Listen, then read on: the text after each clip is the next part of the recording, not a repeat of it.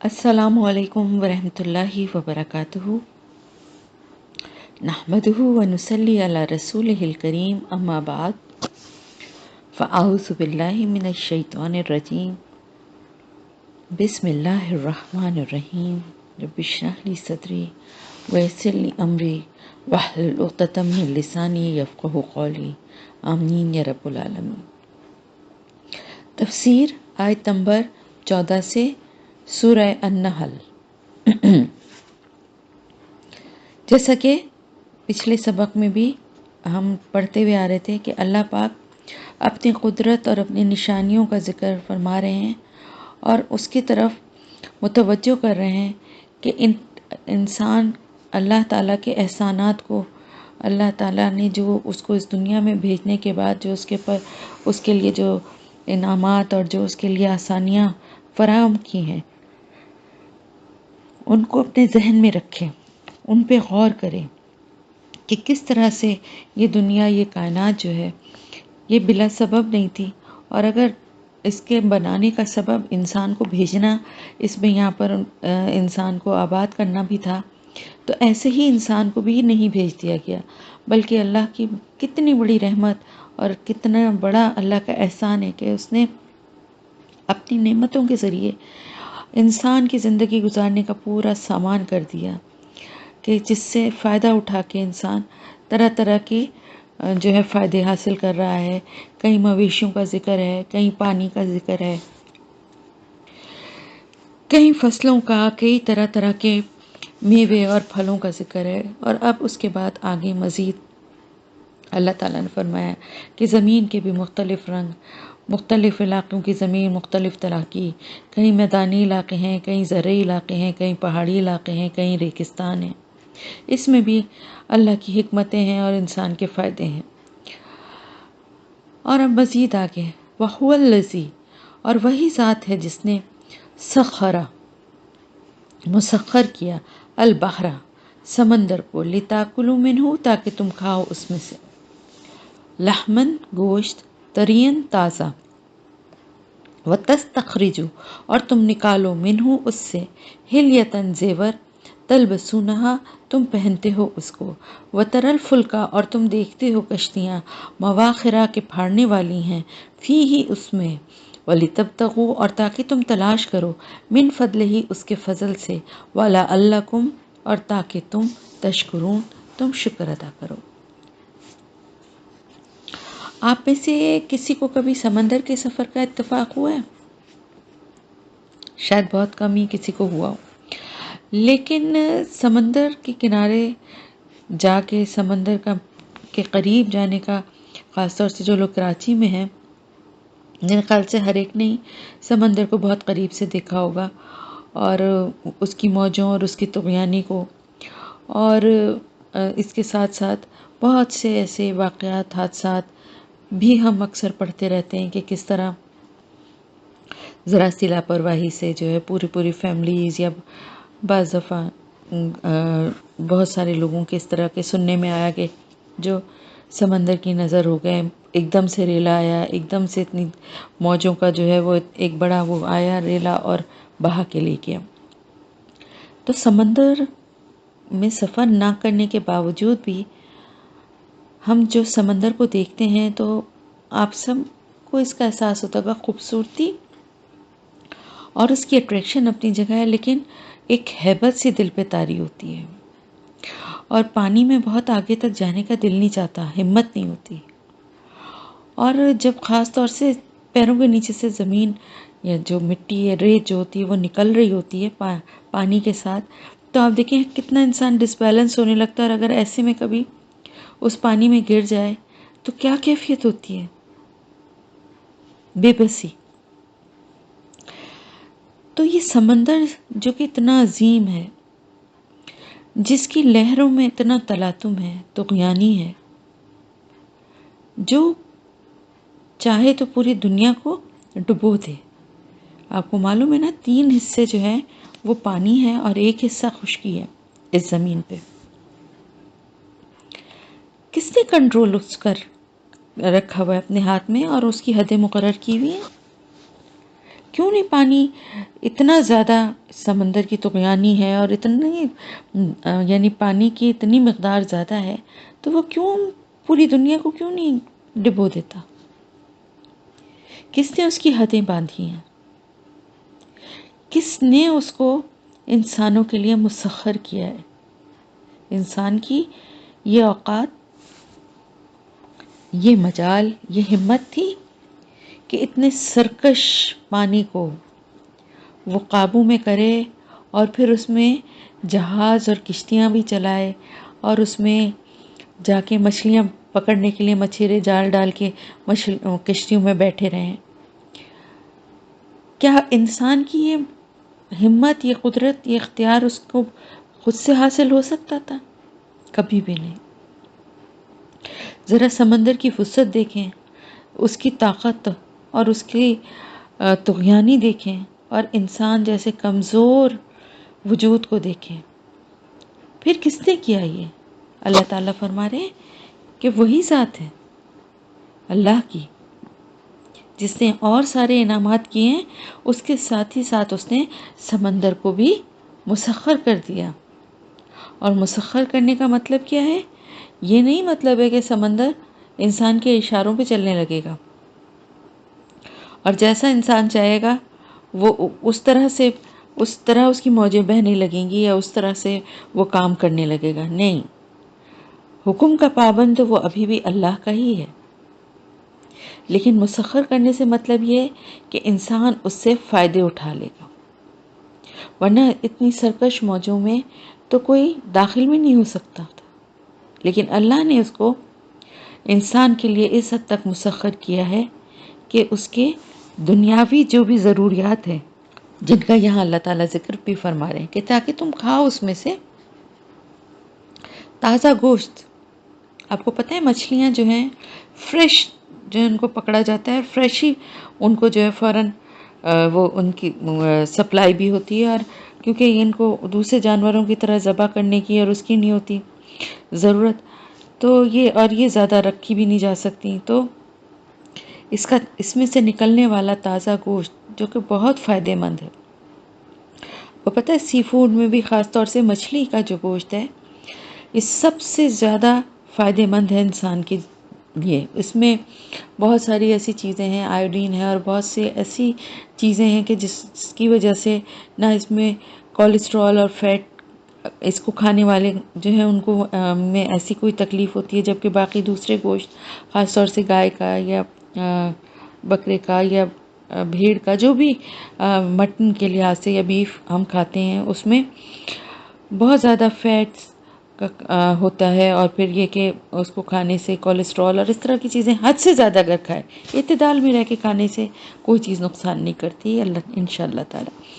پھر ساتھ ہی ساتھ مرغی ہے، چکن کا آپ کو پتہ ہے مستقل آتا رہتا ہے، اس کو کیسی فیڈ دی جاتی ہے کیا، حالانکہ اب تو سمندری مخلوق بھی اس سے محفوظ نہیں رہی ہے، اور جو پولوشن ہے اور جو دیگر ایسی چیزیں ہیں جو کہ ویسٹ جو ڈالا جا رہا ہے سمندر میں، اس کی وجہ سے ان میں بھی بہت ساری خرابیاں پیدا ہو گئی، لیکن پھر بھی بہت حد تک محفوظ ہیں اور سیف ہیں اور بہت فائدہ مند ہیں، اور اس کو کھانا ضرور چاہیے کیونکہ اللہ کی نعمتوں میں سے ایک نعمت ہے۔ بہت سارے لوگ ہیں جو مچھلی نہیں کھاتے، وہ بہت سارے لوگ ہیں جو کہتے ہیں ہمیں اسمیل آتی ہے، ہم نہیں کھا سکتے، اس میں کانٹے ہوتے ہیں، ہم نہیں کھا سکتے۔ حالانکہ ایسی کوئی بات نہیں ہے، یہ اللہ کی نعمت ہے، اور ہر طرح کی مچھلی ہوتی ہے، بہت کم کانٹوں والی بھی ہوتی ہے۔ ہم بھی بہت اسمیلی فش نہیں کھا سکتے، وہ جن علاقوں میں کھائی جاتی ہے ان لوگوں کو کے لیے ہی ہوتی ہے، انہیں اس کی اسمیل بھی فیل نہیں ہوتی، تو ٹھیک ہے، اٹس اوکے، لیکن ہم نہیں کھا سکتے۔ تو بہت سی فش ایسی ہیں جن میں اتنی اسمیل نہیں ہوتی، اور جو آپ آرام سے ان کو پکا کے کھائیں تو بہت ٹیسٹی بھی ہوتے ہیں۔ تو اللہ کی نعمتوں میں سے ایک نعمت ہے بہت بڑی، جس کا اللہ یہاں ذکر فرما رہے ہیں کہ اس لیے سمندر کو مسخر کیا کہ یعنی تمہارے لیے یہ آسانی کر دی کہ سمندر کے ذریعے سے تم اپنے غذائی ضرورت بھی پوری کرو، اور پھر اس میں سے تم ایسی چیزیں نکالو جن کے تم زیور پہنتے ہو۔ کون سی ایسی چیزیں؟ موتی نکلتے ہیں، گھونگے نکلتے ہیں، جو کہ مختلف زیورات میں استعمال ہوتے ہیں۔ خاص طور سے موتی جو ہیں سیپ میں سے جو نکلتے ہیں بہت قیمتی بھی ہوتے ہیں، اور ظاہر ہے اس کے زیورات جو ہوتے ہیں وہ بھی بڑے ایکسپینسو ہوتے ہیں، بہت مہنگے بکتے ہیں. تو اللہ پاک فرما رہے ہیں کہ اس میں سے ایک تو یہ کہ تمہیں گوشت تازہ ملتا ہے، دوسرے یہ کہ ایسی چیزیں بھی ملتی ہیں جن سے تم زیورات بناتے ہو. اور پھر اس کے ساتھ ساتھ ایک بہت بڑا اور فائدہ یہ ہے کہ تم اس میں کشتیاں چلاتے ہو، پھاڑتے ہو. یعنی سمندر کی لہروں کو آپ نے دیکھا ہوگا، کشتی کوئی بوٹ میں یا کسی اسٹیمر میں یا کبھی کسی کروز میں بیٹھنے کا اتفاق ہو تو آپ کھڑے ہو کے دیکھیں اگر، تو سمندر کے پانی کو چیرتے ہوئے وہ آگے بڑھ رہے ہوتے ہیں.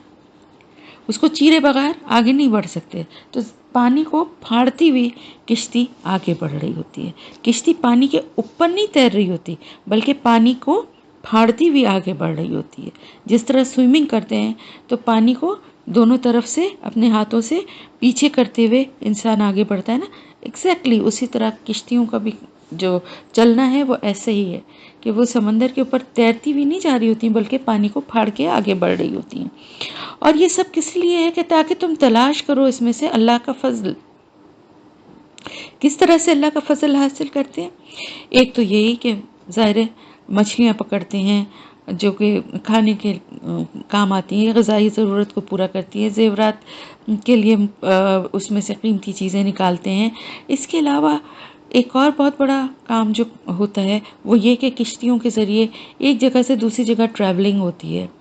اگر فش پکڑ کے دوسری جگہ تک لے جانا ہے تو بعض دفعہ دوسری پورٹ تک تو وہ شپ کے ذریعے ہی ہوتی ہے.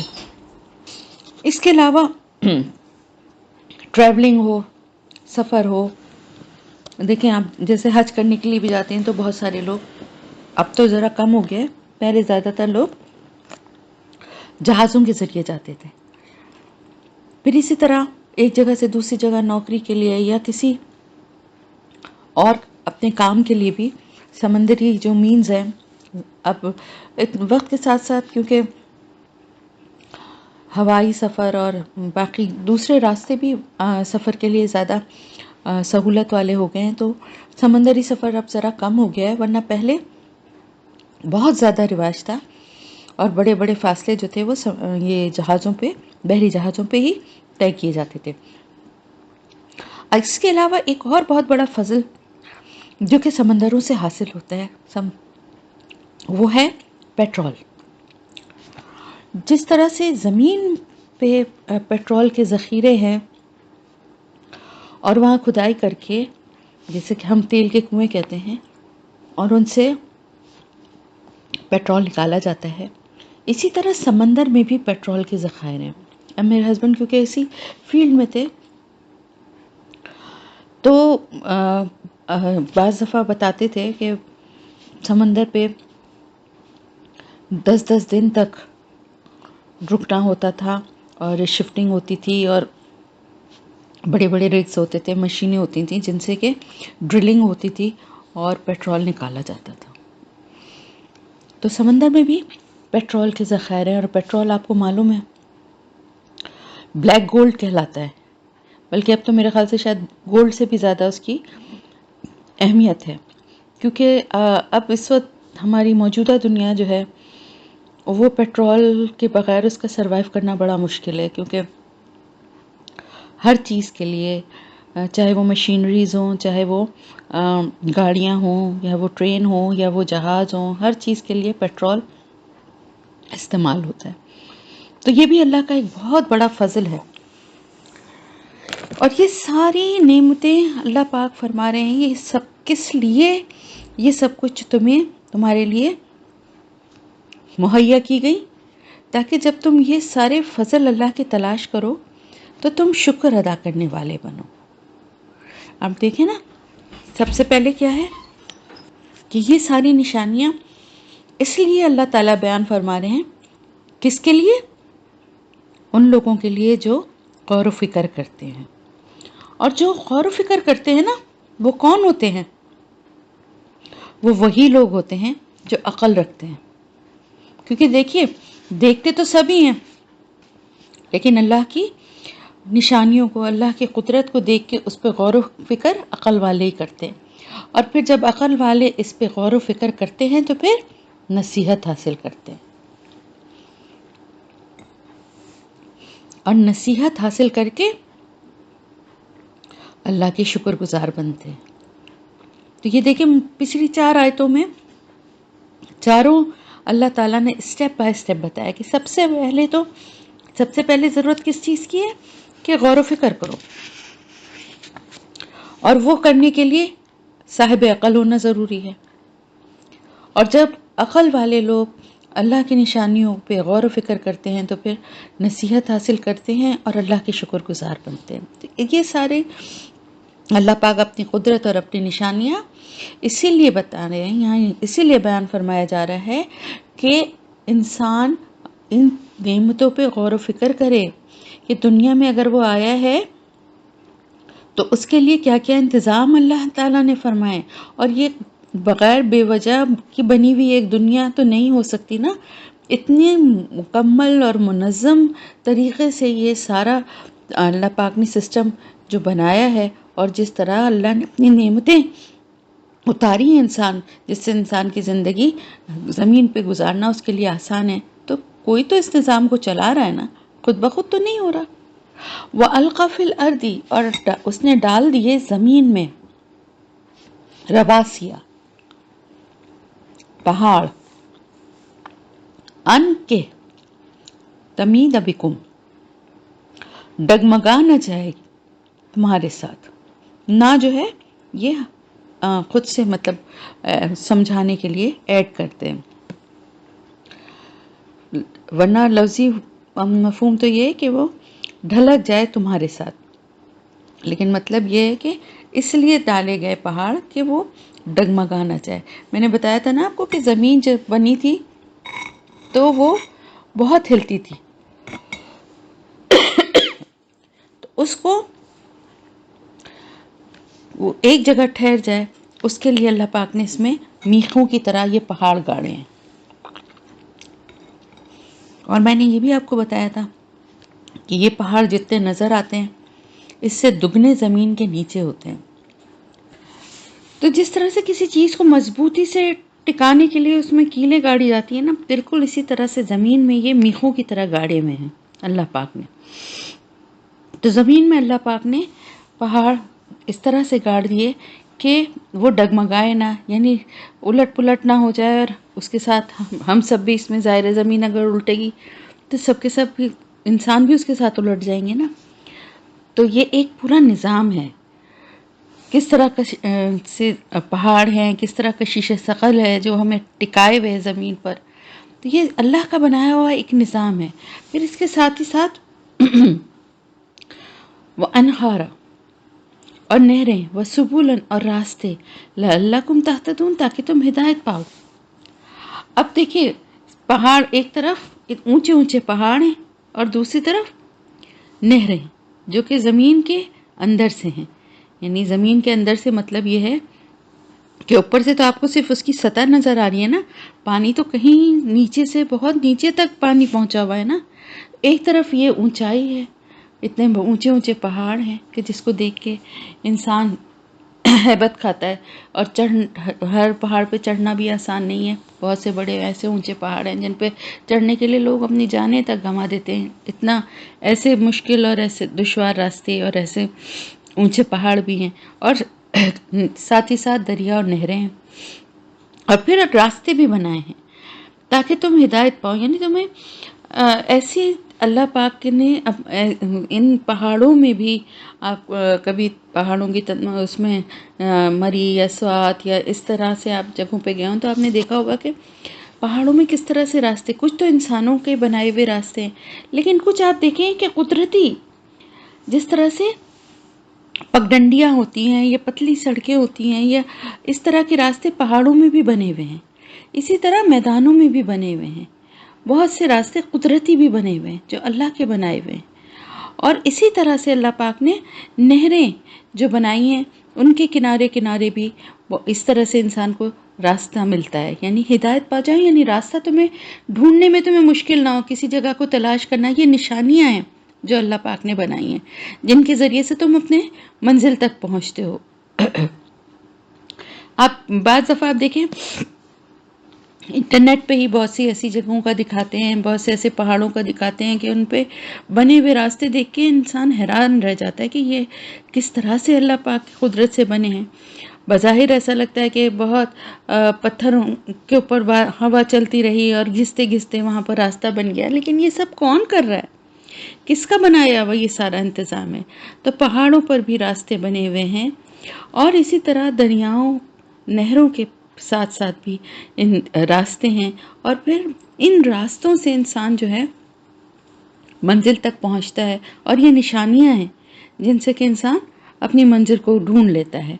और इसके साथ साथ ना सिर्फ ये, बल्कि व अलामातिन, और अलामात रख दी हैं, वो बिन नजमी 7 सितारों के, हम यहतदून, और वो राह पाते हैं।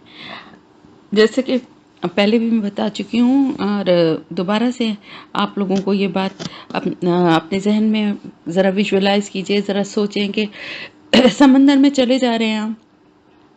अब ज़मीन पे सफ़र करते हुए तो आपको बहुत सारी कुछ चीज़ें नज़र आती हैं ना, कहीं पे कोई पहाड़ है, अगर एग्जैक्ट आपको फ़र्ज़ करें आप रास्ता भटक भी गए तो कहीं कोई आबादी नज़र आती है, वहाँ से आप पता पूछ सकते हैं। कहीं किसी जंगल या दरख्त से आप निशानी आपको याद आता है, कहीं किसी दरिया नहर को देख के याद आता है, या आप कोई और आपने ऐसी निशानियाँ मुकर्रर की हैं कि इस जगह से हम गुजरे थे, उसके बाद हम इस रास्ते पे यहाँ से मुड़े थे। मोड़ हैं, रास्ते हैं, उतार चढ़ाव हैं, बहुत सारी चीज़ें हैं। और अगर कुछ भी ना हो तो आप किसी ना किसी आबादी तक या किसी ना किसी ऐसी जगह तक पहुंच जाते हैं जहाँ कोई आपको रास्ता बता देता है, अगर आपको बिल्कुल भी नहीं पता। लेकिन अगर आप एक समंदर में सफ़र आप कर रहे हैं तो आप वहाँ पर आप किससे रास्ता पूछेंगे? आपको कैसे पता चलेगा कि सीधा मुड़ना है कि उल्टा मुड़ना है, और किस तरह मुड़ना है ये भी नहीं समझ में आएगा। हर तरफ सिर्फ पानी ही पानी है, दूर दूर तक तहद्दे नज़र सिर्फ पानी ही पानी है। उसमें आपको सिमत भी नहीं समझ में आएगी कि हम मशरक़ की तरफ जा रहे हैं कि हम मगरिब की तरफ जा रहे हैं। अगर रात का अंधेरा है, तारीकी है, उसमें आपको कैसे समझ में आएगा कि हम किस रास्ते की तरफ जा रहे हैं, सही है या गलत है। इसी तरह वो लोग जो सहरा में सफ़र करते थे, और आज भी जो सहरा में सफ़र करते हैं, आप देखें वो भी एक बेआबान गैर आबाद जगह है, बड़ा इलाका है, रेती रेत है, रेतीले टीले हैं, उसमें सफ़र कर रहे हैं, और करते करते रास्ता भटक गए। और वहाँ पर कोई निशानी नहीं है, वहाँ पे कोई ऐसी दरिया नहर नहीं बह रही, कोई पहाड़ नहीं है, कोई और निशानी नहीं, कोई बस्ती, कोई आबादी नहीं है, कोई इंसान नहीं है कि जिससे पूछें कि भाई किस तरफ जाना है, कहाँ से जाके हम आबादी तक पहुँचेंगे, या हम इस सहरा से निकल सकते हैं। किससे पूछें, कैसे पता चला है? ये दोनों जगहें जो है ना, जिनका कुरान में जिक्र किया जा रहा है, ये दोनों जगहों का रास्ता जो है किस चीज़ से पता चलता था? सितारों से। क्योंकि जब आसमान पे सितारे नज़र आते थे, ये भी एक बाकायदा एक फ़न है, और बड़े बड़े माहिर होते थे, अब भी होते हैं, लेकिन उस ज़माने में तो जब काफ़िले या कोई सफ़र के लिए निकलते थे तो ऐसे लोगों को साथ रखा जाता था जो कि सितारों को देख के बताते थे, सितारों की पोजीशन से वो बताते थे। मतलब उनका इल्म इतना ज़्यादा था कि वो सितारों पे उन्होंने इतना रिसर्च की थी कि उनको पता था कि किस हिस्से में रात को कौन से सितारे की पोजीशन किस तरफ होती है, और किस इलाके में ये सितारा किस तरफ होता है। यानी एक मिसाल के तौर पे, जैसे कोई एक ज़ोहरा सितारा है, सपोज़ मैं सिर्फ एक मिसाल के तौर पे, कि अगर कोई ये कहे कि मुझे अगर हैदराबाद की तरफ जाना है रात के वक्त, तो ज़ोहरा सितारा मेरे सीधे हाथ की तरफ होना चाहिए। अब वो सफ़र करते हुए यही ख्याल रखेगा कि सितारा जो है वो उसके सीधे हाथ की तरफ रहे। अगर उस गलत डायरेक्शन में जाएगा तो सितारा उसके उल्टे हाथ की तरफ आ जाएगा, तो इसका मतलब है कि वो गलत डायरेक्शन में आ गया। अब समझ में आई बात? तो इसी तरह सितारों की पोजीशन से वो अंदाज़ा लगा लेते थे कि हम सही सिमत में सफ़र कर रहे हैं। तो अल्लाह पाक फरमा रहे हैं कि सितारे भी किसने बनाए? सितारों के साथ अल्लाह पाक ने तुम्हारे लिए रहनुमाई के लिए कि तुम रास्ता तलाश कर सको उससे, इस सितारों को भी अल्लाह पाक ने तख्लीक किया। راتوں کو روشن بھی کرتے ہیں، فرشتوں کو گرز مارنے کے بھی کام آتے ہیں، اور آسمان کو خوبصورتی بھی بخشتے ہیں، راستہ بھی بتاتے ہیں۔ اس کے ذریعے لوگ اپنی منزل تک پہنچ جاتے ہیں۔ کتنے سارے فائدے ہیں۔ اور یہ تخلیق کر کے اللہ پاک نے کیوں تخلیق فرمائے؟ ہمارے لیے۔ سوچیں ہماری کیا اوقات ہے، ہم کیا ہیں، اور اللہ پاک نے ہمارے لیے کیا کیا انتظامات کیے۔ پھر کیا انسان کو زیب دیتا ہے کہ وہ اللہ کا انکار کرے، اللہ کے ساتھ کسی کو شریک کرے؟ اتنی محبت کرنے والے رب کی، اتنا ہمارا خیال رکھنے والے رب کی، جس نے ہم کو دنیا میں بھیجنے سے پہلے ہماری زندگی گزارنے کے تمام انتظامات کر دیے تھے، تو پھر انسان کی انتہائی درجے کی ناشکری اور انتہائی درجے کی سرکشی ہے کہ اگر اس کے بعد بھی وہ اللہ کے وجود کا انکار کرے یا اللہ کے ساتھ کسی کو شریک کرے۔ اللہ تعالیٰ فرما رہے ہیں افمن، کیا بھلا وہ جو یخلقو پیدا کرتا ہے، کمن مانند اس کے ہے جو لا یخلقو نہیں پیدا کرتا، افلا تذکرون، کیا بھلا نہیں تم نصیحت پکڑتے؟ کیا وہ جو کہ خود پیدا کیے گئے ہیں، پیدا کیے گئے سے مطلب یہ ہے کہ اگر بتوں کی بات کی جائے تو بتوں کو کوئی تخلیق کرتا ہے نا، کوئی بناتا ہے نا، خود بخود تو نہیں بن سکتے، انسان ہی بناتے ہیں نا اس کو۔ یا اگر کسی انسان کی کو نعوذ باللہ استغفر اللہ کہ اللہ کے کسی اختیار میں شریک مان رہے ہیں، تو اس انسان کو بنانے والا کون ہے؟ وہ خود بخود بن گیا ہے کیا؟ اللہ تعالیٰ فرما رہے ہیں کیا وہ اس ذات کی طرح ہو سکتے ہیں جس نے سب کچھ تخلیق فرمایا ہے لیکن اس کو کسی نے نہیں تخلیق کیا؟ اور کیا وہ لوگ جن کو کہ خود تخلیق انسان بناتا ہے، ان کو انسان تخلیق کرتا ہے لیکن وہ کچھ تخلیق نہیں کر سکتے؟ اگر یہ جو مشرکین تھے مکہ کے، جو کفار تھے، ان سے بھی جب یہ پوچھا جاتا تھا تو وہ بھی یہ نہیں کہتے تھے کہ انہوں نے ہمیں بنایا ہے، یا اللہ تعالیٰ کی طرف ہی ان کا وہ ہوتا تھا، اللہ کو مانتے تھے کہ انسان کو بنانے والی ذات اللہ تعالیٰ کی، انسان کی تخلیق اللہ تعالیٰ نے کی ہے۔ ان بتوں کو نہیں کہتے تھے کہ انہوں نے ہماری تخلیق کی ہے۔ کہہ بھی نہیں سکتا نا، ایک عقل میں آنے والی بات نہیں ہے کہ جن بتوں کو اپنے ہاتھ سے ہم بنا رہے ہیں وہ کہیں کہ جی یہ انہوں نے ہمیں بنایا ہے، کیسے؟ تو وہ تو وہی والی بات تھی نا کہ ہم تو صرف ان کے ذریعے سے مانگتے ہیں۔ تو اللہ تعالیٰ فرما رہے ہیں کہ جو کچھ بھی پیدا نہیں کر سکتے، کچھ بھی نہیں پیدا کر سکتے، کوئی ایک چیز بتا دو، کوئی ایک مثال بتا دو کہ انہوں نے یہ پیدا کیا ہے، ان کی تخلیق یہ ہے، کوئی ایک چیز بتا دو، زیادہ نہیں۔ تو پھر وہ اس ذات کے برابر کیسے ہو سکتے ہیں جس نے سب کچھ تخلیق فرمایا؟ سارا جہان اس کی قدرت کی کاریگری دکھا رہا ہے ہمیں، زمین و آسمان، انسان، چرند پرند، پہاڑ، دریا، سمندر، ہر چیز میں اس کی ذات جھلک رہی ہے کہ کسی ایسی ذات نے بنایا ہے جس کے جیسا کوئی ہو ہی نہیں سکتا۔ اس لیے نہیں ہو سکتا کہ اگر کوئی اور ہے تو وہ بھی تو کچھ بنائے گا نا، کچھ اس کی بھی تو تخلیق ہوگی نا۔ اللہ تعالیٰ فرما رہے ہیں کہ وہ جو کچھ تخلیق نہیں کر سکتے بلکہ جنہیں خود بنایا ہے اپنے ہاتھوں سے، کیا وہ اس کے برابر، اس ذات کے برابر ہو سکتے ہیں جس نے سب کچھ تخلیق فرمایا ہے؟ کیا بھلا تم پھر بھی نصیحت حاصل نہیں کرتے؟ وَإِنْ، اور اگر تعدو تم گننا چاہو، نعمتوں کو، اللہ کی، لا تحصوها، نہیں تم شمار کر سکتے انہیں، ان اللہ لغفور رحیم، اور اگر تم اللہ کی نعمتوں کو گننا چاہو تو تم شمار نہیں کر سکتے۔ کیسے شمار کر سکتے ہیں؟ آپ اپنے ایک صرف اپنے جسم کی بناوٹ اور جو کچھ اللہ نے آپ کو عطا کیا ہے اس پہ غور کرنا شروع کریں، اپنے اعضاء پہ غور کریں، اندرونی اعضاء پہ غور کریں، جو سسٹم آپ کے جسم میں چل رہے ہیں ان پہ غور کریں، جس طرح سے آپ کا دماغ کام کر رہا ہے، جس طرح سے آپ کی آنکھ کام کر رہی ہے، جس طرح سے آپ کا دل کام کر رہا ہے، ان چیزوں پہ غور کریں۔ ان کو گننا شروع کریں. اپنی زندگی میں جو اللہ نے آپ کو نعمتیں دی ہیں ان کو گننا شروع کریں. آپ اور مزید چیزوں کو تو چھوڑ دیں, آپ ان کو ہی نہیں گن پائیں گے, اتنی ہیں یہ. پھر اس کے بعد تو ہزاروں, لاکھوں, کروڑوں, اربوں نعمتیں. سانس لینے کی نعمت سے لے کر, زندگی بخشنے کی نعمت سے لے کر, آرام, آسائش, کھانا پینا, چلنا پھرنا, بولنا, سونگنا, سننا, سمجھنا, بولنا, یہ سب کتنی بڑی بڑی نشانیاں ہیں اللہ کی ہمارے اوپر رحمت کی.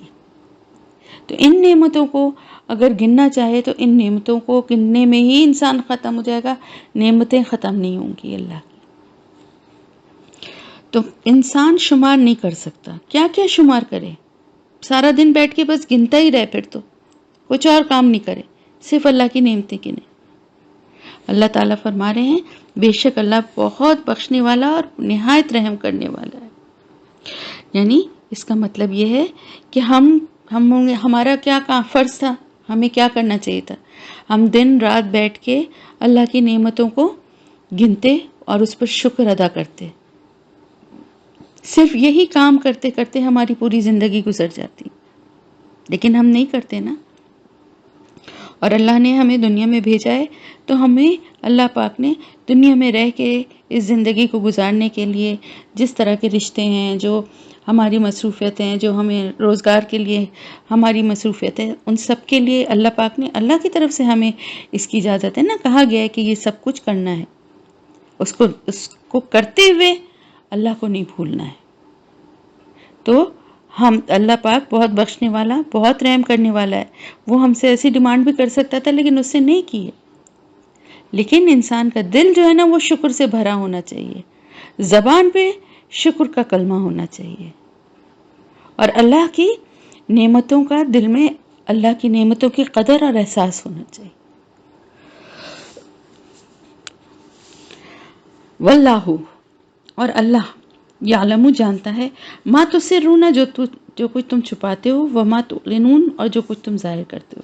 یعنی جو کچھ تم ظاہر کر رہے ہو, جو تمہارے ظاہری اعمال ہیں, وہ تو اللہ کو پتہ ہیں, لیکن جو تمہارے دل میں, جو تمہارے باطنی جو عقائد ہیں, زبان سے جو مرضی کہہ رہے ہو, دل میں جو تمہاری بات ہے نا, اللہ اس کو بھی جانتا ہے.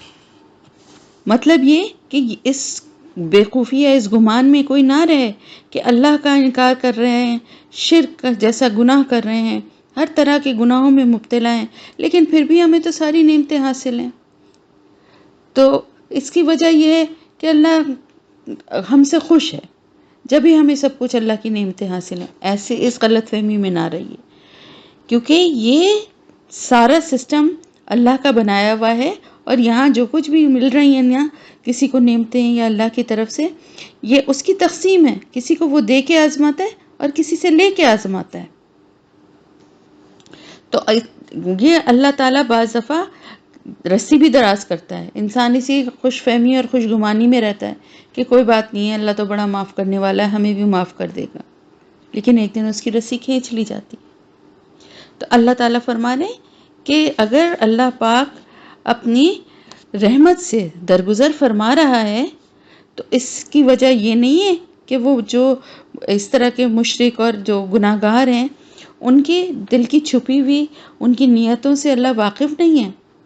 ان کی باطنی جو ان کی سوچ ہے یا ان کے دل کی جو باتیں ہیں ان سے اللہ واقف نہیں ہے, لیکن یہ اللہ کی فیاضی ہے, اس کا نظام ہے, وہ دے رہا ہے, لیکن اس کے کسی خوش فہمی میں مبتلا نہ ہو جائیں. وہ سب جانتا ہے, ظاہر عمل کو بھی جانتا ہے اور دل میں چھپے ہوئے جو باطنی جو عقائد ہیں, نظریے ہیں, یعنی زبان سے تو کہہ رہے ہیں کہ ہم تو ایک ہی اللہ کو مانتے ہیں, لیکن دل میں عقیدہ کیا ہے, فلاں پیر کا, غوث پاک کا, تو فلاں کا, اس کی نیاز, اس کی نظر, ان سے منت مانگنا, یہ سارے دل کے چھپے ہوئے جو عقائد ہیں نا ان سے بھی وہ واقف ہے. یہ میں مسلمانوں کے لیے کہہ رہی ہوں. کافروں کے تو خیر ان کے تو ظاہری اعمال جو ہیں وہ چاہے جو بھی دنیا میں رہتے ہوئے دکھاوے کے نہ بھی ہوں, ہوتے ہیں بہت سارے لوگ اچھے بھی ہوتے ہیں, نیکیاں بھی کرتے ہیں, اللہ کے سامنے وہ ساری نیکیاں ہیں، لیکن اللہ ان کے دل کے جو عقائد ہیں نا ان سے بھی واقف ہے. تو جہاں ایمان ہی نہیں ہے وہاں ان نیکیوں کی بھی کوئی اہمیت نہیں ہے. والذین، اور وہ لوگ جو یدعون پکارتے ہیں، من دون اللہ، اللہ کے سوا، لا یخلقون، نہیں وہ پیدا کر سکتے، شیئن، کوئی چیز، وہم یخلقون، اور وہ پیدا کیے گئے. یعنی اب پھر دوبارہ سے وہی بات کہ یہ مخلوق یہ جو جن کے معبود جن کو انہوں نے بنایا ہے اللہ کے سوا، جن کو یہ پوچھتے ہیں، جن کی یہ عبادت کرتے ہیں، اب وہ چاہے دونوں طرح کی چیزیں ہیں. یعنی پہلی ابھی یہاں پر جو بات ہو رہی ہے یہ ان کی ہو رہی ہے کہ جن کو تخلیق کیا گیا ہے. تخلیق کیا گیا ہے یعنی جو مٹی سے، پتھر سے یا کسی دھات سے، بعض جو ہے مندروں میں اور اس میں سونے کے بھی بنے ہوئے بت ہوتے ہیں، عقیدت ہے اندھی. تو بہرحال کہنے کا مطلب یہ کہ یہ تو خود پیدا کیے گئے ہیں، یعنی ان کو تو خود بنایا انسان نے. تو یہ تو اللہ کے سوا یہ جن کی عبادت کر رہے ہیں، کیا وہ کچھ پیدا کر سکتے ہیں، کوئی چیز بنا سکتے ہیں، کوئی چیز تخلیق؟ وہی والی بات دوبارہ سے ہے کہ کوئی چیز تخلیق کر سکتے ہیں؟ یہ ان کی کیا تخلیق ہے؟ اس کے برعکس انہیں تو خود کسی نے بنایا ہے. امواتن، مردے ہیں، غیر احیائن، زندہ نہیں ہیں، وما یشعرون، اور نہیں وہ شعور رکھتے، ایانا، کہ کب، یبعثون، وہ اٹھائے جائیں گے. اب یہاں پہ اس والی آیت میں ذکر ہے ان لوگوں کا جو انسانوں کو یعنی وہ اللہ کے ساتھ جو انسانوں کو شریک کرتے ہیں نا، ان انسانوں کی بات ہو رہی ہے. یعنی کوئی بھی اللہ کا نیک بندہ، کوئی بھی بزرگ، کوئی بھی پیر فقیر، کوئی بھی پیغمبر، یہ سب اللہ کے نیک بندے ہیں نا. اور اگر انہوں نے یہ نہیں کہا کہ ہمیں اللہ کے ساتھ شریک کرو، یا انہوں نے یہ تعلیم نہیں دی ہے، تو وہ بری ذمہ ہوں گے. اور جو یہ گناہ کا کام کر رہے ہیں وہ خود ذمہ دار ہوں گے اس کے. تو اللہ تعالیٰ فرما رہے ہیں کہ تم ان سے مانگتے ہو، یا تو تم بتوں سے اور پتھروں سے سر پھوڑتے ہو، جو کہ کچھ بنانے کے بجائے جنہیں تم نے خود اپنے ہاتھوں سے بنایا ہے، یا پھر ان لوگوں سے جا کے مانگتے ہو جو اب اس دنیا میں ہے ہی نہیں. اللہ تعالیٰ فرما رہے ہیں وہ تو مردہ ہیں، زندہ ہی نہیں ہیں، اور وہ شعور ہی نہیں رکھتے کہ کب وہ اٹھائے جائیں گے. یعنی آپ دیکھیں نا کہ مرنے کے بعد موت، زندگی میں بھی انسان کو خیر نہیں پتہ ہے، لیکن مرنے کے بعد تو دنیا سے اس کا رابطہ ختم ہو گیا نا. لیکن اس کو یہ پھر بھی نہیں پتا کہ وہ کب اٹھایا جائے گا. یہ اللہ کا بنایا ہوا نظام ہے. قیامت کب آئے گی اس کا علم کسی کو بھی نہیں ہے. دوبارہ قیامت کے دن ہی اٹھائے جائیں گے نا. تو آپ دیکھیں کہ انسان کتنا بے اختیار ہے کہ اپنی زندگی میں بھی اسے کسی چیز کا علم نہیں ہے. اسے یہ بھی علم نہیں ہے کہ رات کو وہ سوئے گا تو صبح وہ اٹھے گا، یا اگلی سانس وہ لے سکے گا. گھر سے نکل رہا ہے تو واپس زندہ آئے گا. کچھ علم ہے انسان کو؟ نہیں. انسان کو کسی بات کا علم نہیں ہے اور نہ اس کا اختیار ہے. تو وہ انسان جو اس دنیا سے چلے گئے ہیں انہیں بھی نہیں پتا کہ اب مرنے کے بعد کب اٹھنا ہوگا. اور ان سے مانگا جا رہا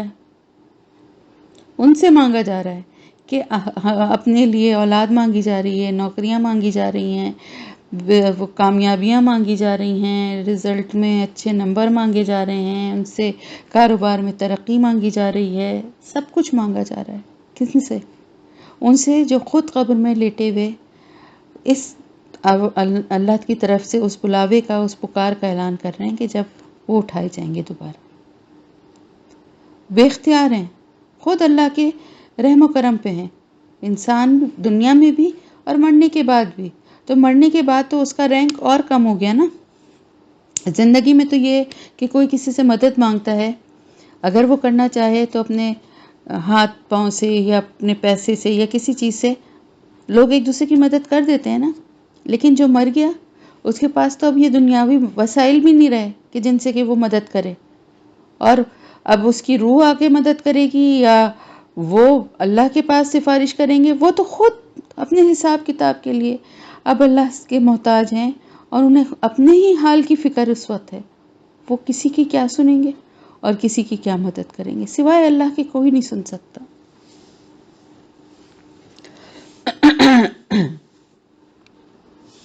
الہکم، الہ تمہارا، الہ واحد، ایک ہی الہ ہے.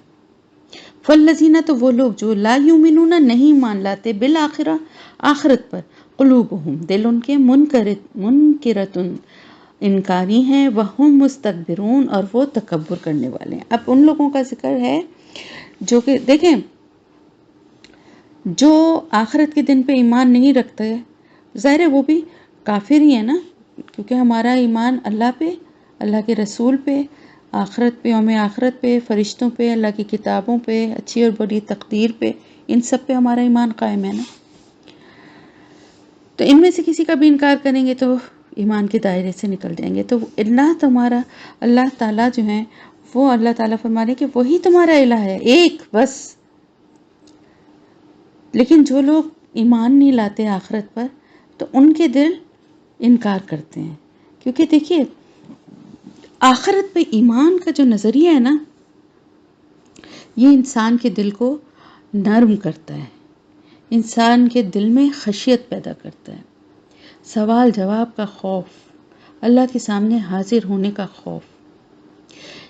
دیکھیں، انسان کی یہ فطرت ہے کہ اگر اس کو یہ پتہ ہو کہ اس سے کوئی پوچھ نہیں ہوگی، تو وہ پھر اس کام کو آہستہ آہستہ آہستہ آہستہ یا تو چھوڑ دیتا ہے یا بے دلی سے کرنے لگتا ہے. آپ دیکھیں اسکولوں میں، کالجز میں ایگزامز کا سسٹم کیوں ہے؟ آپ اپنی مثال لیجئے. آپ لوگ پڑھتے ہیں نا، اس گروپ میں کتنے سارے لوگ ہیں، لیکن وہ لوگ جو پڑھتے ہیں اور ٹیسٹ دیتے ہیں، وہ کتنی باقاعدگی سے پڑھتے ہوں گے، کتنی باقاعدگی سے تیاری کرتے ہوں گے. باقی لوگ سنتے ہوں گے، کبھی سن لیا، کبھی نہیں بھی سنا، ایزی گوئنگ نا، انہیں پتہ ہے ان سے کوئی پوچھنے والا نہیں ہے.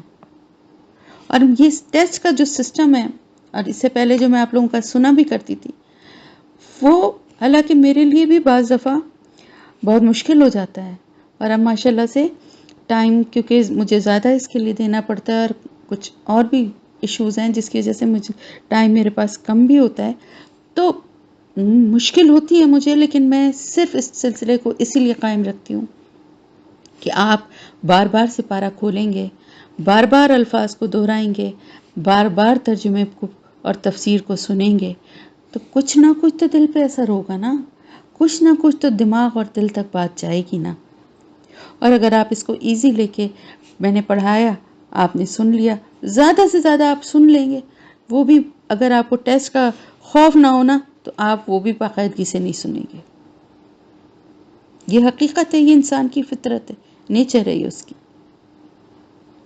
تو جب آپ کو پتہ ہے کہ ٹیسٹ ہوگا، اور اگر میں صحیح نہیں کروں گی تو پوچھیں گی، عمرانہ کہیں گی، ضرور ٹوکیں گی، اور پھر اچھا نہیں لگے گا اور شرمندگی ہوگی، تو یہ بھی ایک خوف ہوتا ہے. ویسے تو ظاہر ہے جو بھی آپ کر رہے ہیں اللہ کے لیے کر رہے ہیں، اللہ کی محبت میں کر رہے ہیں، لیکن ایک آپ کے اوپر یہ ہے نا پریشر اس چیز کا کہ ہمیں اس لیسن کو اتنے وقت میں تیار کرنا ہے اور ٹیسٹ دینا ہے. بالکل اسی طرح سے جب کسی انسان کو یہ ہو کہ بس مریں گے اور مر کے سب معاملہ ختم، مٹی میں مل جائیں گے، ختم ہو جائے گا سب کچھ، تو اس کے دل سے خوف بھی نکل جائے گا، اور اس کے دل سے نرمی اور خشیت بھی نکل جائے گی، اور سختی آ جائے گی.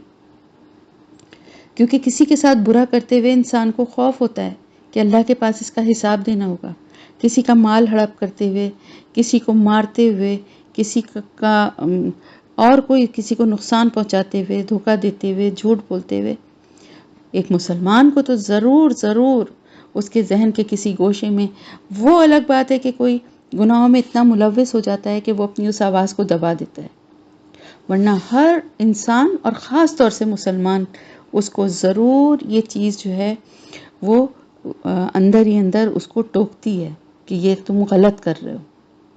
لیکن وہ اس کو نظر انداز کر کے ڈھیٹ بن جائے تو پھر آہستہ آہستہ وہ آواز کمزور ہو جاتی ہے. تو اللہ تعالیٰ فرما رہے ہیں کہ تکبر کرنے والے کون ہیں؟ وہی تکبر کرتے ہیں نا، کیونکہ ظاہر ہے ان کو آخرت کا کوئی خوف ہی نہیں ہے، تو وہ اللہ کا انکار کرتے ہیں تکبر کی وجہ سے. کہتے ہیں ہمارے پاس تو سب کچھ ہے، سب کچھ، ہم تو اتنی اچھی زندگی، عیش و آرام کی زندگی گزار رہے ہیں، کیوں مان لے کر آئیں؟ کوئی نہیں ہوتی آخرت کی پوچھ، آخرت کی پکڑ، بس مر گئے تو سب مٹی میں مل گئے، دوبارہ کیسے کون زندہ کرے گا؟ بھائی جس نے پہلی دفعہ زندہ کیا تم کیا تھے؟ تمہیں وجود میں لانے والی ذات اللہ کی ہے نا، جو ایک دفعہ تخلیق کر سکتا ہے وہ بار بار نہیں کر سکتا، اور جو پہلی دفعہ کرنے والا ہے وہ ایک ہی پیٹرن کی چیز کو تو دوبارہ بنانا اور آسان ہے۔ لا جرمہ، نہیں کوئی شک، انا، بے شک، اللہ تعالیٰ، یعلم، جانتا ہے، ما یسرون وما یعلنون، جو کچھ وہ چھپاتے ہیں اور جو کچھ وہ ظاہر کرتے ہیں۔ انہ، بے شک وہ، لا یحب المستکبرین، نہیں پسند کرتا تکبر کرنے والوں کو۔ اب دیکھیں ہوتا کیا ہے، عام طور سے ہوتا یہ ہے کہ دین کا کام کرنے والے لوگ بہت کم آپ کو ایسے نظر آئیں گے کہ جو بہت مالی لحاظ سے بہت زیادہ مستحکم ہو، اچھے حال میں نظر آئیں گے لیکن بہت زیادہ پیسے، بہت زیادہ ہیں ایسے لوگ، لیکن اکثریت آپ کو ایسی نظر نہیں آئے گی۔ کیوں نہیں نظر آئے گی؟ اس کے کئی ریزنز ہیں۔ ایک تو یہ کہ جو دین کے کام کرنے کے لیے اپنے آپ کو وقف کرتا ہے، پھر وہ دنیاوی مال کو کمانے کے لیے اتنا ٹائم نہیں دے سکتا، پہلی بات۔ دوسری بات یہ ہے کہ جو دین کے لیے اپنے آپ کو وقف کر دیتا ہے، اس کو پتہ ہوتا ہے کہ اس دنیا اور اس دنیا کی چیزوں کی اہمیت کچھ بھی نہیں ہے۔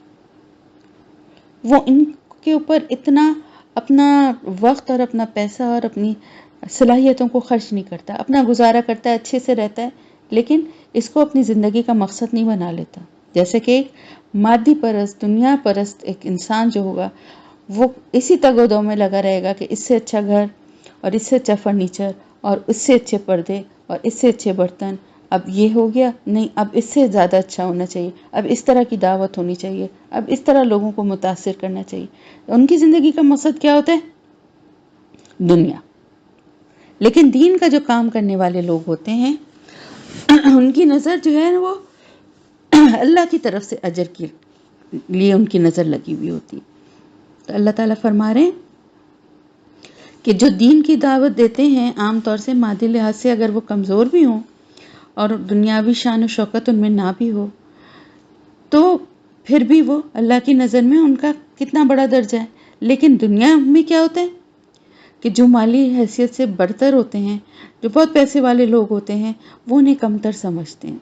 آپ دیکھیں ایک اچھی محفل میں، ایک اچھے سیٹ اپ میں، ایک اچھے یعنی پیسے والا اور ایک فائنینشلی طور پہ بہت اسٹرانگ انسان ہے، وہ اپنے گھر میں اگر دعوت کرے گا، وہ اپنے گھر میں اگر کوئی ایسی تقریب کرے گا، تو اس میں ان لوگوں کو بلائے گا جو دنیاوی یا مالی حیثیت سے اس کے سٹیٹس کے ہوں،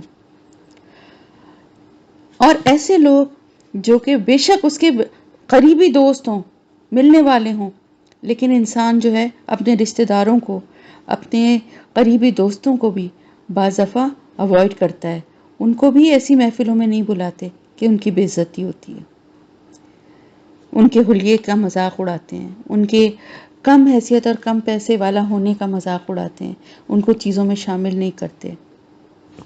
ایسا کیوں ہوتا ہے؟ ایسا اس لیے ہوتا ہے کہ دین کی عزت اور دین کا کام کرنے والے لوگوں کی عزت ہماری نظروں میں کم ہو گئی ہے، جبکہ ان کی عزت سب سے بڑھ کر ہونی چاہیے۔ تو ایسے لوگ جو ہوتے ہیں نا، ان کے دو طرح کے رویے ہوتے ہیں۔ بعض دفعہ ایسا ہوتا ہے کہ دل میں تو بے انتہا تکبر ہوتا ہے، مگر بظاہر بڑے اچھے اخلاق والے اور بڑی نرمی اور محبت والے بنتے ہیں۔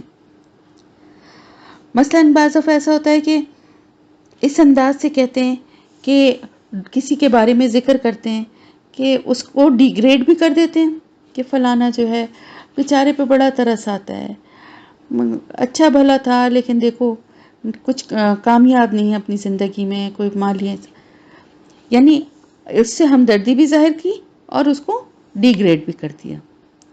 اور میرا تو بڑا دل چاہتا ہے، میں نے تو اس کو مدد کی آفر بھی کی تھی، اب لوگ کہیں گے جی بھئی آپ تو بڑے نیک اور بڑے اچھے انسان ہیں۔ یہ کیا ہو رہا ہے؟ یہ ہو رہی ہے ریاکاری بھی ہو رہی ہے اور ساتھ ہی ساتھ تکبر بھی۔ تو تکبر تو اصل میں ہوتا ہی دل میں ہے، سچی بات ہے، دل میں ہوتا ہے، جبھی وہ باتوں سے اور عمل سے انسان کے ظاہر ہوتا ہے۔ تو یہ جو باتیں ہوتی ہیں نا، جس کی وجہ سے لوگ جو ہے نا، ان لوگوں کو جو ظاہر ہے جو اللہ کے راستے پہ چلنے والے ہیں، وہ دنیا کے ساتھ ساتھ اپنی آخرت کی بھی فکر کر رہے ہوتے ہیں نا، آخرت کے لیے بھی تیاری کر رہے ہوتے ہیں. تو ایسے لوگ جو ہیں ان کا مذاق اڑاتے ہیں، ان کو کم حیثیت سمجھتے ہیں. اللہ پاک فرما رہے ہیں جو کچھ دل میں چھپا رہے ہیں اور جو کچھ وہ ظاہر کر رہے ہیں، اللہ تعالیٰ سب کچھ جانتا ہے، اور تکبر کرنے والوں کو وہ پسند نہیں کرتا. کبیرہ گناہوں میں شرک کے بعد تکبر ہے. اور شیطان جو ہے وہ دیکھیں کیوں ماتوب ہوا، کیوں جنت سے نکالا گیا، کیوں دھتکارا گیا، کیوں اس قیامت تک اس پہ لعنت ہے، کیوں شرک تو نہیں کیا تھا نا، تکبر کیا تھا، نافرمانی کی تھی، جو کہ کبیرہ گناہ ہے. وَإِذَا، اور جب قیل لہم، کہا جاتا ہے انہیں، ماذا، کیا کچھ، انزلہ اتارا، ربکم، تمہارے رب نے، قالوا اساطیر الاولین، وہ کہتے ہیں کہانیاں پہلوں کی. اب کیا ہوتا ہے کہ اساطیر کہتے ہیں، سطر ہوتی ہے نا، سطر لکھتے ہیں جس لائن کو کہتے ہیں نا سطر، جو لکھی ہوئی لائن. اساطیر اس کی جمع، یعنی کہانیاں. ایسی باتیں کر کر کے یہ کفار جو تھے، مشرکین جو تھے، یہ مذاق اڑاتے تھے. اور جو لوگ آتے تھے باہر سے، یا ایسے لوگ جو جنہیں نہیں بھی پتا ہوتا تھا، وہ ان سے اگر پوچھتے تھے تو اسی طرح کی باتیں کر کے، ارے وہ تو قصے کہانیاں سناتے ہیں، ان کے پاس کہیں سے کوئی کتاب مل گئی ہے، یا کوئی اور ان کے اوپر وہ جھوٹا وہ لگا کے اس طرح کی بات لوگوں سے کہتے تھے. تو اس کی وجہ سے کیا ہوتا تھا، بہت سے لوگ جو ہیں وہ پہلے ہی بدظن ہو جاتے تھے، آپ صلی اللہ علیہ وسلم تک آتے ہی نہیں تھے اس طرح کی باتیں کر کے. تو اب آپ یہ دیکھیں کہ یہ کتنا بڑا گناہ کرتے تھے کہ اللہ کے کلام کو وہ کہتے تھے کہ یہ قصے کہانیاں ہیں. یہ کیا قصے کہانیاں ہیں، اس میں کیا کچھ ہے، اس میں نصیحت ہے، اس میں عبرت ہے، اس میں احکامات ہیں، اس میں تو بہت کچھ ہے. اور جو قصے کہانیاں کہہ رہے ہیں، اگر ان پیغمبروں کے واقعات کو ہم قصے کہانیاں بھی سمجھ لیں تو ان میں سے ہر کہانی اور ہر واقعے میں کتنی بڑی نصیحت اور عبرت چھپی ہوئی ہے. لیحملوا، تاکہ وہ اٹھا لیں، اوزارہم، بوجھ اپنے، کاملتاً، پورے، یوم القیامہ، قیامت کے دن، ومن اوزاری، اور بوجھوں میں سے، الذین، ان لوگوں کے بھی، یضلونہم، وہ گمراہ کر رہے ہیں جنہیں، بغیر علم، بغیر علم کے، الا، خبردار، ساء، کتنا برا ہے، ما یزرون، جو بوجھ وہ اٹھا رہے ہیں. اب آپ یہ دیکھیں کہ مکے والوں کا کیا رویہ تھا کہ خود تو انکار کر ہی رہے تھے، اور اگر دوسرے قبیلوں سے بھی لوگ آتے تھے تو انہیں بھی گمراہ کر دیتے تھے. تو اب کیا ہوگا قیامت کے دن، نہ صرف یہ کہ وہ اپنا بوجھ اٹھائیں گے، بلکہ ان لوگوں کے بوجھ بھی اٹھائیں گے جن کو انہوں نے بھٹکایا تھا، گمراہ کیا تھا. کیونکہ یہ تو دیکھیں ایک چین ہے، جس طرح نیک عمل کرنے سے یا اچھا کوئی کام کرنے سے، یا کسی کو اچھی بات بتانے سے، علم دینے سے، وہ ایک سلسلہ چلتا رہے گا، اور اس شخص کو اپنے اس نیکی کا بھی ملے گا ثواب، اور اس نے جس کو نصیحت کی یا جس کو یہ اچھا کوئی کام سکھایا اور وہ کرے گا، اور اس کے بعد وہ کسی کو سکھائے گا، تو وہ سب کا ایک حصہ جس نے علم دیا یا جس نے نیکی کی ہے، جہاں سے سٹارٹ ہوئی ہے، اس کو ملتا رہے گا. ان لوگوں کے اجر و ثواب میں کوئی کمی نہیں ہوگی، یہ اللہ کی رحمت ہے. لیکن جس نے سکھایا ہے اس کو بھی اس کا حصہ ملے گا. تو بالکل اسی طرح گناہوں کا بھی ایسے ہی سلسلہ چلتا ہے. جس نے برائی کی، کیونکہ کہتے ہیں نا، میں نے آپ کو بتایا تھا کہ قابیل نے کیونکہ ان کو حابیل کو قتل کیا تھا، تو قیامت تک اب جتنے بھی قتل ہوں گے ان قاتلوں کو تو سزا، ان کو تو گناہ پورا پورا ملے گا، لیکن اس گناہ کا حصہ ایک قابیل کو بھی جائے گا. سوچیں، جب سے دنیا قائم ہوئی ہے اور جب تک قیامت نہیں آتی، ہر ایک کے قتل کا حصہ جو ہے گناہ کا، وہ قابیل کو بھی جائے گا، کیونکہ اس نے ایک غلط کام کی ابتدا کی تھی. تو اسی طرح یہ کیا کرتے تھے، نہ صرف یہ کہ خود انکار کرتے تھے، بلکہ دوسروں کو بدظن کرتے تھے، ان کو بھی کہ یہ قصے کہانیاں ہیں اور یہ سب کہہ کے ان کو بھی گمراہ کر دیتے تھے. تو اب قیامت کے دن اللہ تعالیٰ فرما رہے ہیں کہ وہ اپنے بوجھ بھی اٹھائیں گے اور ان کے بوجھوں میں سے بھی اٹھائیں گے، ان لوگوں کے بھی جنہیں وہ گمراہ کر رہے تھے بغیر علم کے. یعنی ان کو کوئی علم نہیں تھا، کسی دلیل یا جواز کی وجہ سے یہ بات نہیں کہتے تھے، بلکہ صرف خود گمراہ تھے اور ان کو بھی ایسی جھوٹی سچی باتیں کہتے تھے. اور جو جنہیں انہوں نے گمراہ کیا تھا وہ بھی یہ کہہ کر چھوٹ نہیں جائیں گے کہ ہمیں تو انہوں نے بہکایا تھا. کیونکہ اب یہ ہو سکتا ہے نا کہ وہ کہیں کہ جی ہم تو پوچھنے کے لیے آئے تھے, ہم تو رسول کے پاس جانے کے لیے آئے تھے. انہوں نے کہا نہیں, یہ تو رسول نہیں ہے اور یہ تو قصے کہانیاں ہیں اور ان پہ سحر ہوا ہے, یہ تو ہم واپس چلے گئے. کیوں؟ اللہ نے تو سب کو عقل اور شعور سب کو دیا ہے نا. ڈائریکٹ مل کے کیوں نہیں اللہ کے رسول سے ملے, کیوں نہیں اللہ کے کلام کو سنا؟ تو ان کو ان کے گناہ کا جو ہے, ان کے انکار کا اور ان کے کفر کا ان کو حصہ ملے گا, اور جنہوں نے ان کو بہکایا تھا اس راستے سے ان کو ڈبل ملے گا, اپنا بھی ملے گا اور ان کا بھی ملے گا. ان کو خود تصدیق کرنی چاہیے تھی نا.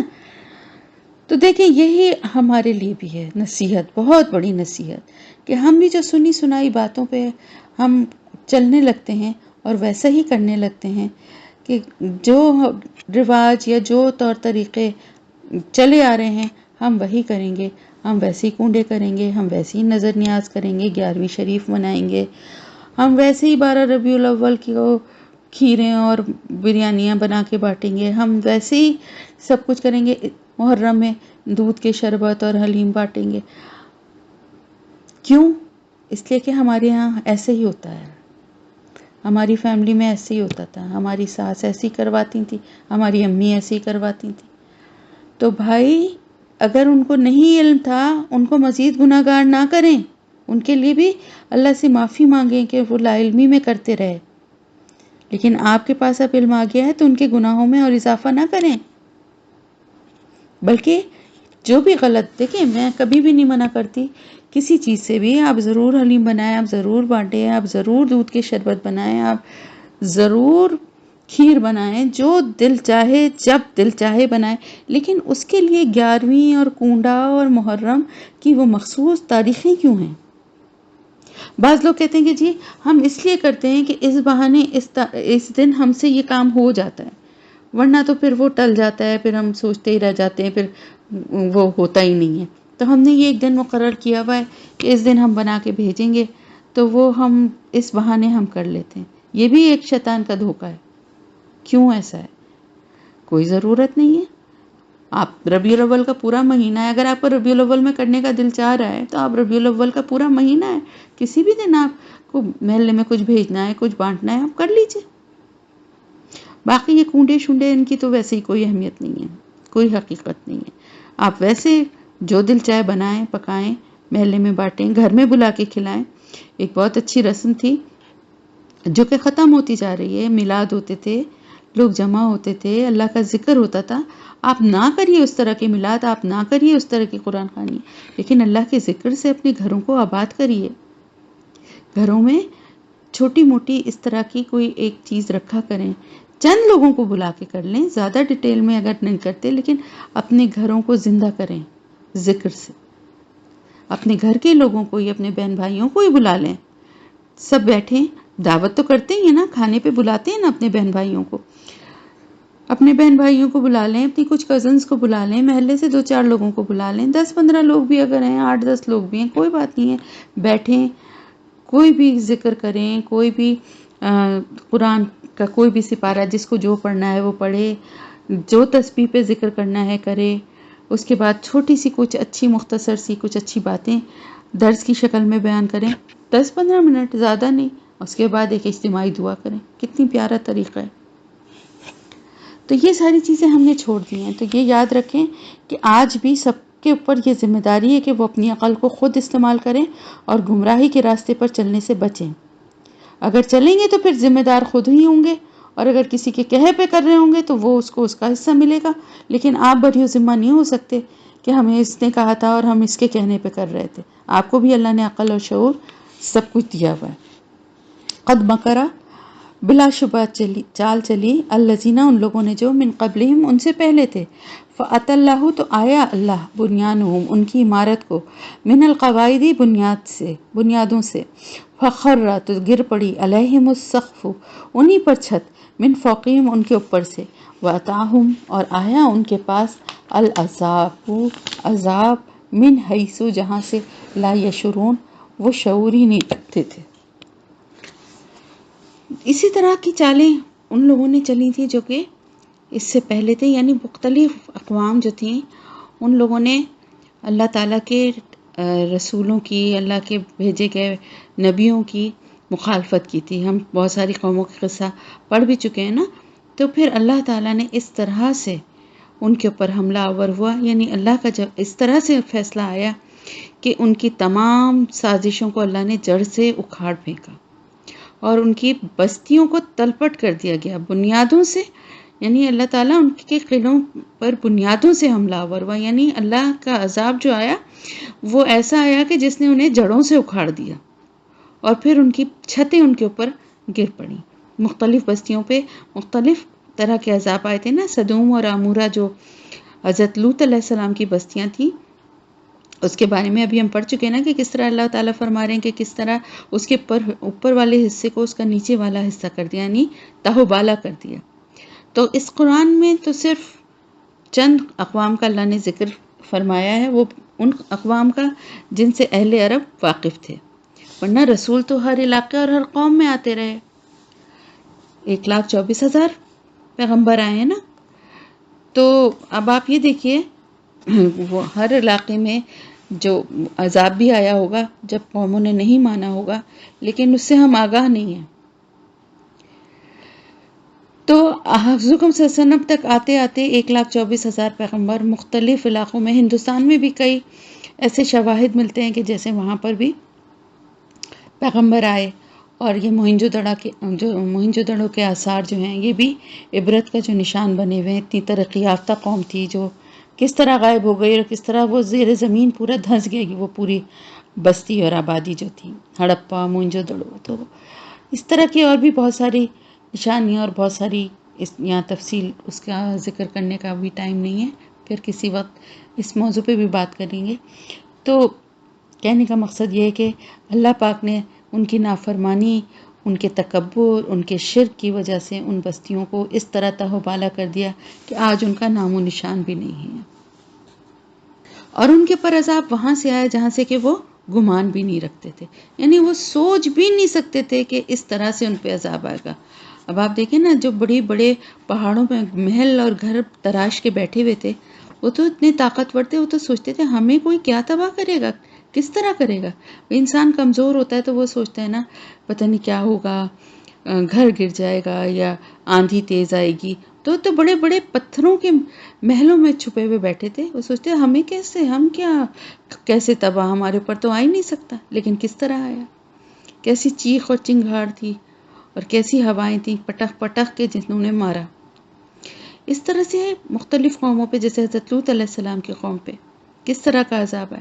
تو اللہ پاک نے ان قوموں کو کے نام و نشان مٹا دیے، ان کا کوئی آثار باقی نہ رہے، ان کو جڑوں سے ان کو اکھاڑ دیا، ایسی جگہوں سے ان پہ عذاب آیا کہ وہ اس کو سوچ بھی نہیں سکتے تھے۔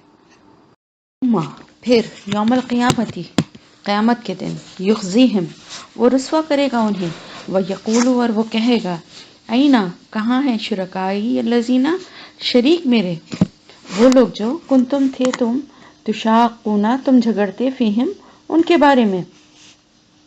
قال الذین، کہیں گے وہ لوگ جو اوتوا العلم، دیے گئے علم، ان بے شک، الخزی، رسوائی، الیوم، آج کے دن، والسوء، اور برائی، علی الکافرین، کافروں پر ہے۔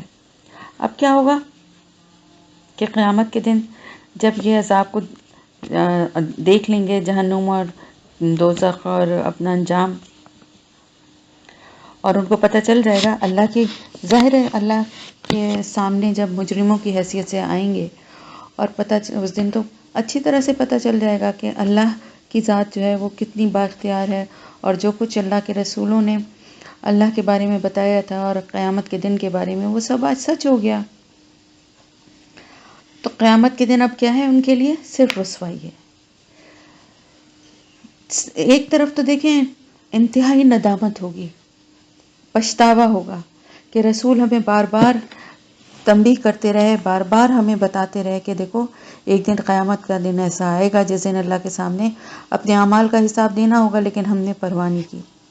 دوسری طرف خوف اور دہشت ہوگی، اللہ کا روب، اللہ کا جاہ و جلال ہوگا، اور جہنم کی جو پھنکاریں اور جو آگ کی لپٹیں اور جو اس کی دہشت اور وحشت ہوگی، تو اس وقت ان کا تو یہ حال ہوگا کہ وہ کچھ بولنے کی بھی ان میں ہمت نہیں ہوگی، منہ سے بات نہیں نکل سکتی ہوگی، اتنی زیادہ ان کے اوپر ندامت اور ان کے خوف نے ان کو گھیرا ہوا ہوگا۔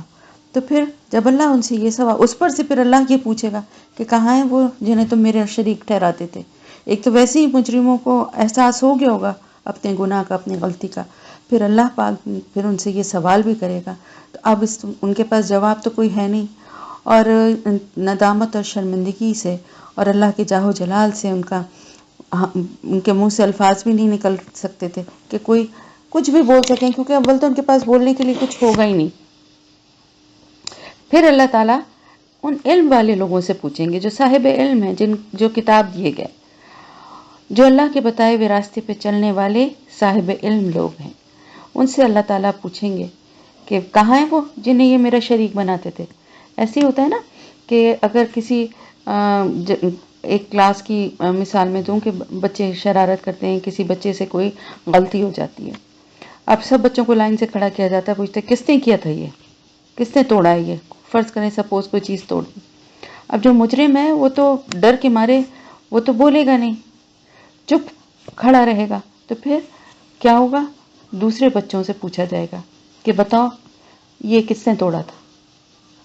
تو اللہ کے علم میں سب کچھ ہے، یہ بات ہمیشہ یاد رکھیے کہ یہ جو بھی سوال جواب اور یہ جو کچھ بھی ہے نا، یہ اتمام حجت ہے، یہ اور زیادہ ان کو ان کی حیثیت اور ان کی گناہوں کا احساس دلانے کے لیے یہ سوال کیا جائے گا۔ تو وہ لوگ جو علم دیے گئے ہیں وہ کہیں گے کہ آج ان کے لیے کوئی بھلائی نہیں ہے، آج تو صرف ان کے لیے رسوائی کا عذاب ہے، برا عذاب ہے ان لوگوں پہ، بوجہ اس کے کہ انہوں نے کفر کیا، اللہ تعالیٰ کا انکار کیا، اللہ کے رسولوں کی بات کو جھوٹ سمجھا۔ الذین، وہ لوگ جو تتوفاہم، فوت کرتے ہیں انہیں، الملائکۃ، فرشتے، ظالمی، جبکہ وہ ظلم کرنے والے ہیں، انفسہم، اپنی جانوں پر، فالقوا، تو وہ پیش کرتے ہیں یا وہ ڈال دیتے ہیں، السلام، صلح، ما کننا، نہ تھے ہم، نعملو، ہم کرتے، من سوئن، کوئی برائی، بلا، کیوں نہیں، ان اللہ، بے شک اللہ تعالیٰ، علیم، جاننے والا ہے، بما، ساتھ اس کے، جو کنتم تھے تم، تعملون، تم عمل کرتے۔ اب کیا ہوگا کہ وہ لوگ جو یہ پہلے بھی یہ بات ہم پڑھ چکے ہیں، مضمون اسی سے ملتا جلتا بہت تفصیل سے ہم یہ پڑھ چکے ہیں، لیکن یہاں پر پھر ان لوگوں کا ذکر ہے جنہوں نے جو ظلم کرتے ہوئے ختم ہوں گے، یعنی ظلم کیا کر رہے ہیں اپنی جانوں پر؟ کفر کر رہے ہیں، اللہ کا انکار کر رہے ہیں، شرک کر رہے ہیں، اس سے بڑا ظلم کیا ہوگا اپنی جانوں پر؟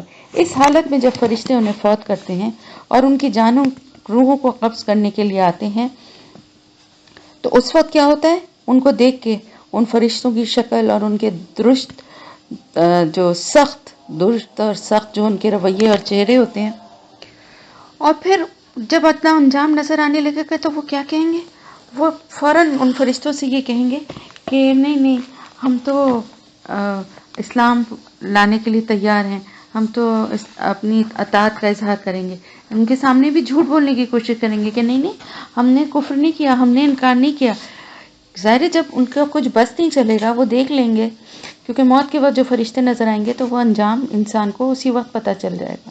اللہ ہم سب مسلمانوں کا خاتمہ خیر پہ کرے۔ تو ان فرشتوں کی جو شکلیں ہوں گی اور جس طرح سے وہ روح کو نکالیں گے، اس سے ہی اس انسان کو اندازہ ہو جائے گا، اور وہ پھر ان فرشتوں سے کہیں گے کہ نہیں نہیں، ہم تو صلح ڈالیں گے، یعنی ان کے سامنے کہیں گے کہ نہیں، ہم تو اللہ کے ماننے والے ہیں اور ہم تو انکار کرنے والے نہیں ہیں، ہم نے تو کوئی برائی کی ہی نہیں ہے، ہم نے تو کوئی غلط کام کیا ہی نہیں ہے۔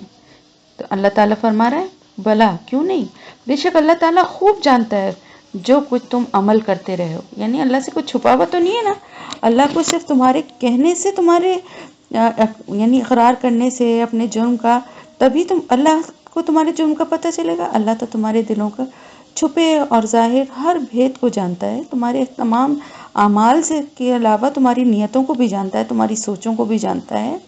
تم اگر ظاہری طور پہ کوئی اچھا کام کر بھی رہتے تو اس کے پیچھے تمہاری نیت اور تمہاری سوچ کیا ہے اس کو بھی اللہ جانتا ہے. تو اللہ سے تو کچھ چھپا ہوا نہیں ہے. یہ جھوٹ بول کے کس کو دھوکہ دے رہے ہیں؟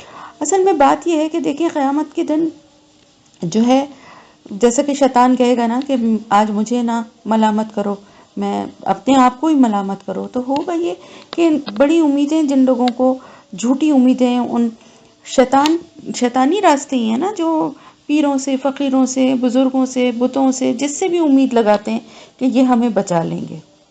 اور قیامت کے دن جو جھوٹے اور فیک ہیں وہ تو خیر ایک الگ ہی ہے، وہ تو خود بھی بھگت رہے ہوں گے، لیکن جو اللہ کے نیک بندے ہیں، اللہ کے بزرگ ہیں، بزرگان دین تھے جنہوں نے دین کے لیے بہت کام کیا ہے، اللہ کے بہت علم والے بندے ہیں نیک، جن کے مزاروں کو لوگوں نے ایک طرح سے عبادت گاہ بنا لیا ہے، منتیں مانتے ہیں، ان سے درخواستیں کرتے ہیں، روتے ہیں، ان سے ان کے نام کی قربانیاں اور صدقے کرتے ہیں، وہ تو بری و ذمہ ہو جائیں گے، وہ تو بری و ذمہ ہو جائیں گے. اور ساتھ ہی ساتھ شیطان بھی بری و ذمہ ہو جائے گا. وہ بھی کہے گا جی آج تو میں نے تو سب جھوٹے ہی وعدے کیے تھے، سچے وعدے تو اللہ کے اور تھے جو اللہ کے رسولوں نے تمہیں بتائے تھے. تو ایک یہ بھی شرمندگی ہوگی کہ جن پہ امید تھی کہ یہ ہمیں اس حال میں ہماری مدد کریں گے اور ہمیں بچا لیں گے، تو وہ تو آج خود ہم کو لعنت ملامت کر رہے ہیں. اور دوسری طرف یہ کہ اپنے پاس کچھ ہے ہی نہیں، ساری زندگی اللہ کا انکار کرتے ہوئے، شرک کرتے ہوئے گزاری، اللہ کے سامنے کچھ بولنے کی مجال نہیں. پھر اللہ پاک فرما رہے ہیں کہ جس وقت موت کا وقت ہوگا، فرشتے ان کی روحیں لینے قبض کرنے آئیں گے، اسی وقت ان کو اندازہ ہو جائے گا اپنے انجام کا، اور وہ پھر ان سے جھوٹ بولیں گے کہ نہیں نہیں ہم تو انکار کرنے والے نہیں ہیں. جیسے کہ عذاب کو دیکھ کے یا قیامت کے وقت کو دیکھ کے بہت جو لوگ اس وقت کے ہوں گے وہ ایمان لانا چاہیں گے، لیکن اس وقت دیکھنے کے بعد جو ہے نا، یہ تو ایمان بالغیب ہے، وہ فائدہ نہیں دے گا. اللہ تعالیٰ فرما رہے ہیں جو کچھ تم کرتے تھے اللہ کو اس کی سب خبر ہے، کچھ اللہ سے چھپا ہوا نہیں ہے. فَادْخُلُوا بس داخل ہو جاؤ، ابواب جہنم جہنم کے دروازوں میں، خالدین فیہا ہمیشہ رہنے والے اس میں، فلبئس بس البتہ کتنا برا ہے، مثویٰ ٹھکانہ المتکبرین تکبر کرنے والوں کا. تکبر بہت بہت بہت بڑا گناہ ہے، گناہ کبیرہ میں سے بھی اس کا درجہ بہت بڑا ہے، اور یہ جو ہے نا انسان کو تباہ و برباد کر دیتا ہے، اس کی ساری نیکیوں کو کھا جاتا ہے. تو ان متکبرین کا انجام بھی بہت ہی برا ہوگا. تکبر چاہے کسی بھی قسم کا ہو، اپنے پیسے پہ ہو، اپنی نیکی پہ ہو، اپنی ذات پہ ہو، کسی بھی چیز پہ جو ہے تکبر انسان کو زیب ہی نہیں دیتا. بڑائی صرف اللہ کی ہے، بندوں کی کوئی بڑائی نہیں ہے. جو کچھ بھی دیا ہوا ہے وہ اللہ کا ہے، زندگی بھی اللہ کی ہی دی ہوئی ہے اور باقی نعمتیں بھی اللہ کی ہی دی ہوئی ہیں، تو پھر تکبر کس بات کا. تو ان کا انجام یہاں پر کیونکہ کافروں کا ذکر ہو رہا ہے جنہوں نے اپنے تکبر کی وجہ سے انکار کیا تھا. جیسے قریش جو مکہ کے جو لوگ تھے مشرکین، ڈائریکٹلی ان سے خطاب ہے اور باقی قوموں کے لیے بھی ہے کہ وہ بڑے بڑے سردار جو تھے وہ اپنے تکبر میں یہ کہتے تھے نا کہ ان پہ کیوں ایمان لائیں، جن کے ساتھ یہ چند غریب لوگ اور اس طرح کے لوگ ان کے ساتھ شامل ہو گئے، تو ہم ان کے اوپر کیوں، اللہ کو یہی ملے تھے، کوئی بڑا سردار، ہمارے بڑے بڑے سردار ہیں بڑے بڑے قبیلوں کے، ان کو کیوں نہیں چنا. یہ کیا تھا؟ یہ صرف تکبر تھا کہ دین کے اوپر غور کرنے کے بجائے حیثیت اور پیسے اور پوزیشنز سے لوگوں کو جج کرنا. تو ان متکبرین کا انجام یہ ہے کہ ان کو جہنم کے دروازوں میں داخل کیا جائے گا، جہاں کہ وہ ہمیشہ ہمیشہ رہیں گے. جیسا کہ مشرکین کے لیے بھی یہی ہے نا کہ وہ ہمیشہ رہیں گے، اسی طرح متکبرین بھی جو ہیں وہ ہمیشہ رہیں گے. وقیلا اور کہا گیا للذین لوگوں کے لیے، ان لوگوں کے لیے اتقوا تقوی کیا، ماذا کیا کچھ، انزلہ اتارا ربکم تمہارے رب نے، قالو کہتے ہیں خیرہ بہت اچھا، للذین ان لوگوں کے لیے جنہوں نے احسنوا اچھا کیا، فی ہذہ الدنیا حسنہ اس دنیا میں بھلائی ہے، ولا دار الآخرہ اور البتہ گھر آخرت کا خیرن بہتر ہے، ولنعم اور البتہ کتنا اچھا ہے دار المتقین گھر متقین کا. اب ذکر ہو رہا ہے ان لوگوں کا جو کہ جنہوں نے تقوی اختیار کیا ہے، ایمان والوں کی بات ہو رہی ہے، جنہوں نے پرہیزگاری سے اللہ کے خوف کے ساتھ اپنی زندگی گزاری، بچ بچ کے گناہوں سے اپنی زندگی گزاری۔ ان سے جب پوچھا جائے گا کہ کیا کچھ نازل کیا ہے تمہارے رب نے، جب ان سے پوچھا جاتا ہے وہ کہتے ہیں بہت اچھا۔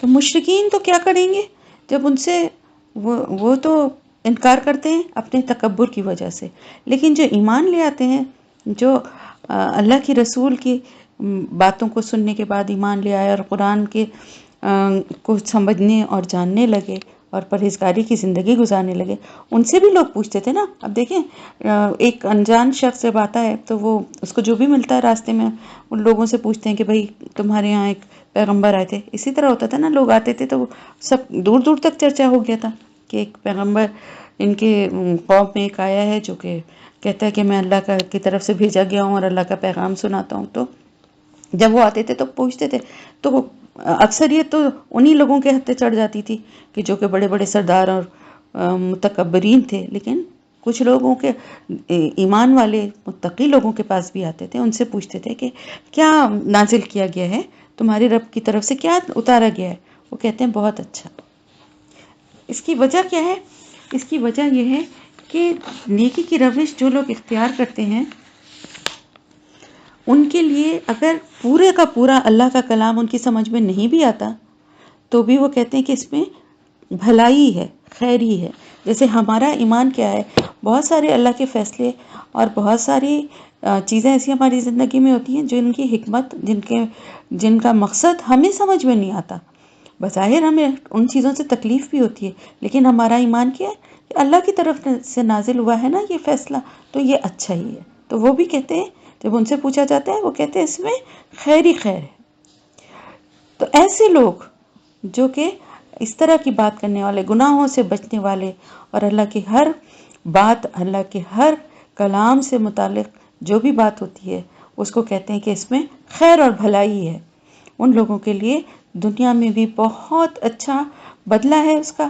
اور یہ یاد رکھیے گا کہ دنیا میں اچھا بدلے کا مطلب یہ نہیں ہے کہ وہ بہت مالدار ہو جائیں گے، روپے کی بڑی ریل پیل ہوگی، بلکہ ان کی زندگی میں اللہ پاک دنیا میں بھی ان کو کے دل کو اطمینان، قناعت، سکون بخش دے گا، چاہے مشکل حالات سے ہی گزریں، لیکن ایمان ان کے دل سے دور نہیں ہوگا اور ان کے دل میں اللہ کی طرف سے ایک طمانینت، ایک خوشی، ایک اطمینان ہوگا۔ آپ دیکھیں بہت سے اللہ کے نیک بندے، آپ کا کبھی اتفاق ہوا ایسے لوگوں سے ملنے کا کہ جو مالی طور پہ اتنے اچھے حال میں نہیں ہوتے ہیں، پریشان ہوتے ہیں اور بہت جدوجہد کر رہے ہوتے ہیں، لیکن آپ کبھی ان سے بات کریں، ان کی زبان سے سبحان اللہ الحمدللہ کے الفاظ بھی نکلتے ہیں، ان کا رویہ بتا رہا ہوتا ہے، صرف زبان سے کہنا دیکھیں کافی نہیں ہے، ان کا رویہ بتا رہا ہوتا ہے کہ وہ اپنے حال میں بہت خوش اور مطمئن ہیں، وہ اللہ کے سوا کسی سے مدد نہیں مانگتے،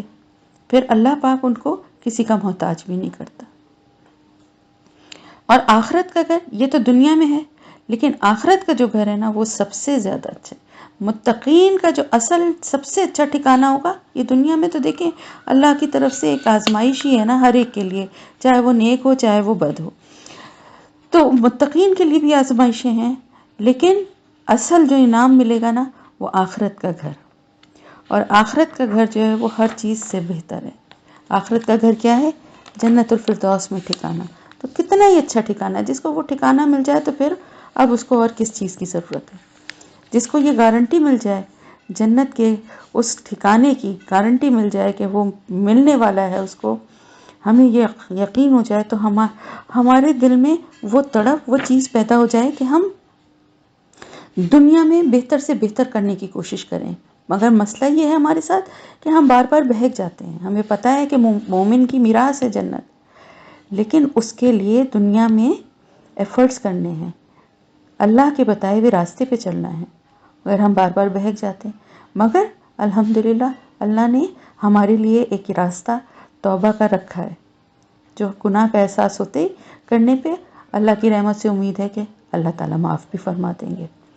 تو وہاں پر ان سے کیا کہا جاتا ہے؟ ان کو داخل کیا جاتا ہے اس میں، ان باغات میں وہ ہمیشہ کے لیے داخل ہوں گے، جن کے نیچے سے نہریں بہتی ہیں. یہ کتنی دفعہ یہ جو ہے یہ نقشہ جو پیارا جنت کا کھینچا جاتا ہے قرآن میں کہ دل جیسے واقعی اتنا خوش ہو جاتا ہے اور تصور میں ایسے باغات آنے لگتے ہیں. حالانکہ ہمارا تصور ہمارے خیالات وہاں تک پہنچ ہی نہیں سکتے. جناتن جنت باغات جناتو عدن ہمیشگی کے یدخلونہا وہ داخل ہوں گے ان میں تجری من تحتہا الانہار ان کے نیچے سے نہریں ہیں لہم ان کے لیے فیہا اس میں ما یشاءون جو وہ چاہیں گے کذالک اسی طرح یجزی بدلہ دے گا اللہ المتقین اللہ تعالیٰ متقی لوگوں کو. پھر ان کو جنت کے باغات ہیں جو ہمیشہ باغات دیکھیں نا باغ ہوتے ہیں فصلوں کے حساب سے باغوں میں رونق ہوتی ہے. جیسے اب گرمیوں میں آم کا سیزن ہے تو آم کے باغات کتنے بارونق پھلوں سے لدے ہوئے ہوں گے. لیکن اگر ابھی آپ اس سیزن میں جائیں تو وہاں پہ کیا ہوگا پتے جھڑ رہے ہوں گے اور درخت بے رونق ہوں گے بالکل. اسی طرح جو اس سیزن کے فروٹس ہیں جیسے اورنج ہیں یا تو ان کے درختوں پہ اس وقت ہرے بھرے پتے ہوں گے پھل لٹک رہے ہوں گے. پھر ویسے بھی ایک خزاں کا سیزن آتا ہے جس میں موسٹلی درخت جو ہیں وہ بالکل اجاڑ ہو جاتے ہیں درختوں سے پتے گر جاتے ہیں اور ان کی بالکل حالت خراب ہوتی ہے. تو جب باہر کا موسم آتا ہے تو باغوں کی شکل جو ہے وہ دیکھنے والی ہوتی ہے اتنے خوبصورت ہوتے ہیں. لیکن جنت کی جو باغات ہیں نا وہ ہمیشگی کے ہیں ہمیشہ وہاں بہار ہی بہار رہے گی ہرے بھرے خوبصورت رہیں گے. تو ان باغات میں ان کو داخل کیا جائے گا جہاں وہ ہمیشہ رہنے والے باغات ہوں گے اور وہاں ان کے نیچے سے نہریں بہ رہی ہوں گی. یعنی نہریں عام طور سے زمین کے اوپر بہتی ہیں نا لیکن وہاں نیچے سے بہ رہی ہوں گی اور نظر بھی آ رہی ہوں گی. اور اس میں وہ جو کچھ بھی چاہیں گے جو ان کا دل چاہے گا جو کھانے کا جو پہننے کا جو جس سے ملنے کا جس سے بات کرنے کا وہ سب ان کو وہاں مہیا کیا جائے گا. اسی طرح اللہ تعالیٰ بدلہ دے گا متقین کو پرہیزگاروں کو کیونکہ دنیا میں وہ اللہ کی رضا کے لیے انہوں نے بہت سی چیزوں کو چھوڑا ہوگا. اللہ کی رضا کے لیے بہت سی کام کرنے کا دل چاہتا ہوگا لیکن نہیں کیا ہوگا. تو وہاں پر اب ان کی مرضی اللہ ان کی مرضی پہ ان کو چھوڑ دیں گے جو دل چاہے جیسے دل چاہے رہو جیسے دل چاہے کھاؤ. کتنی پیاری وہ زندگی ہوگی اور ہمیشہ کی ہوگی. سوچیں ہماری دنیا کی زندگی کتنی ہے 60 70 80 90 100 اس سے زیادہ تو عام طور سے ہوتی بھی نہیں ہے.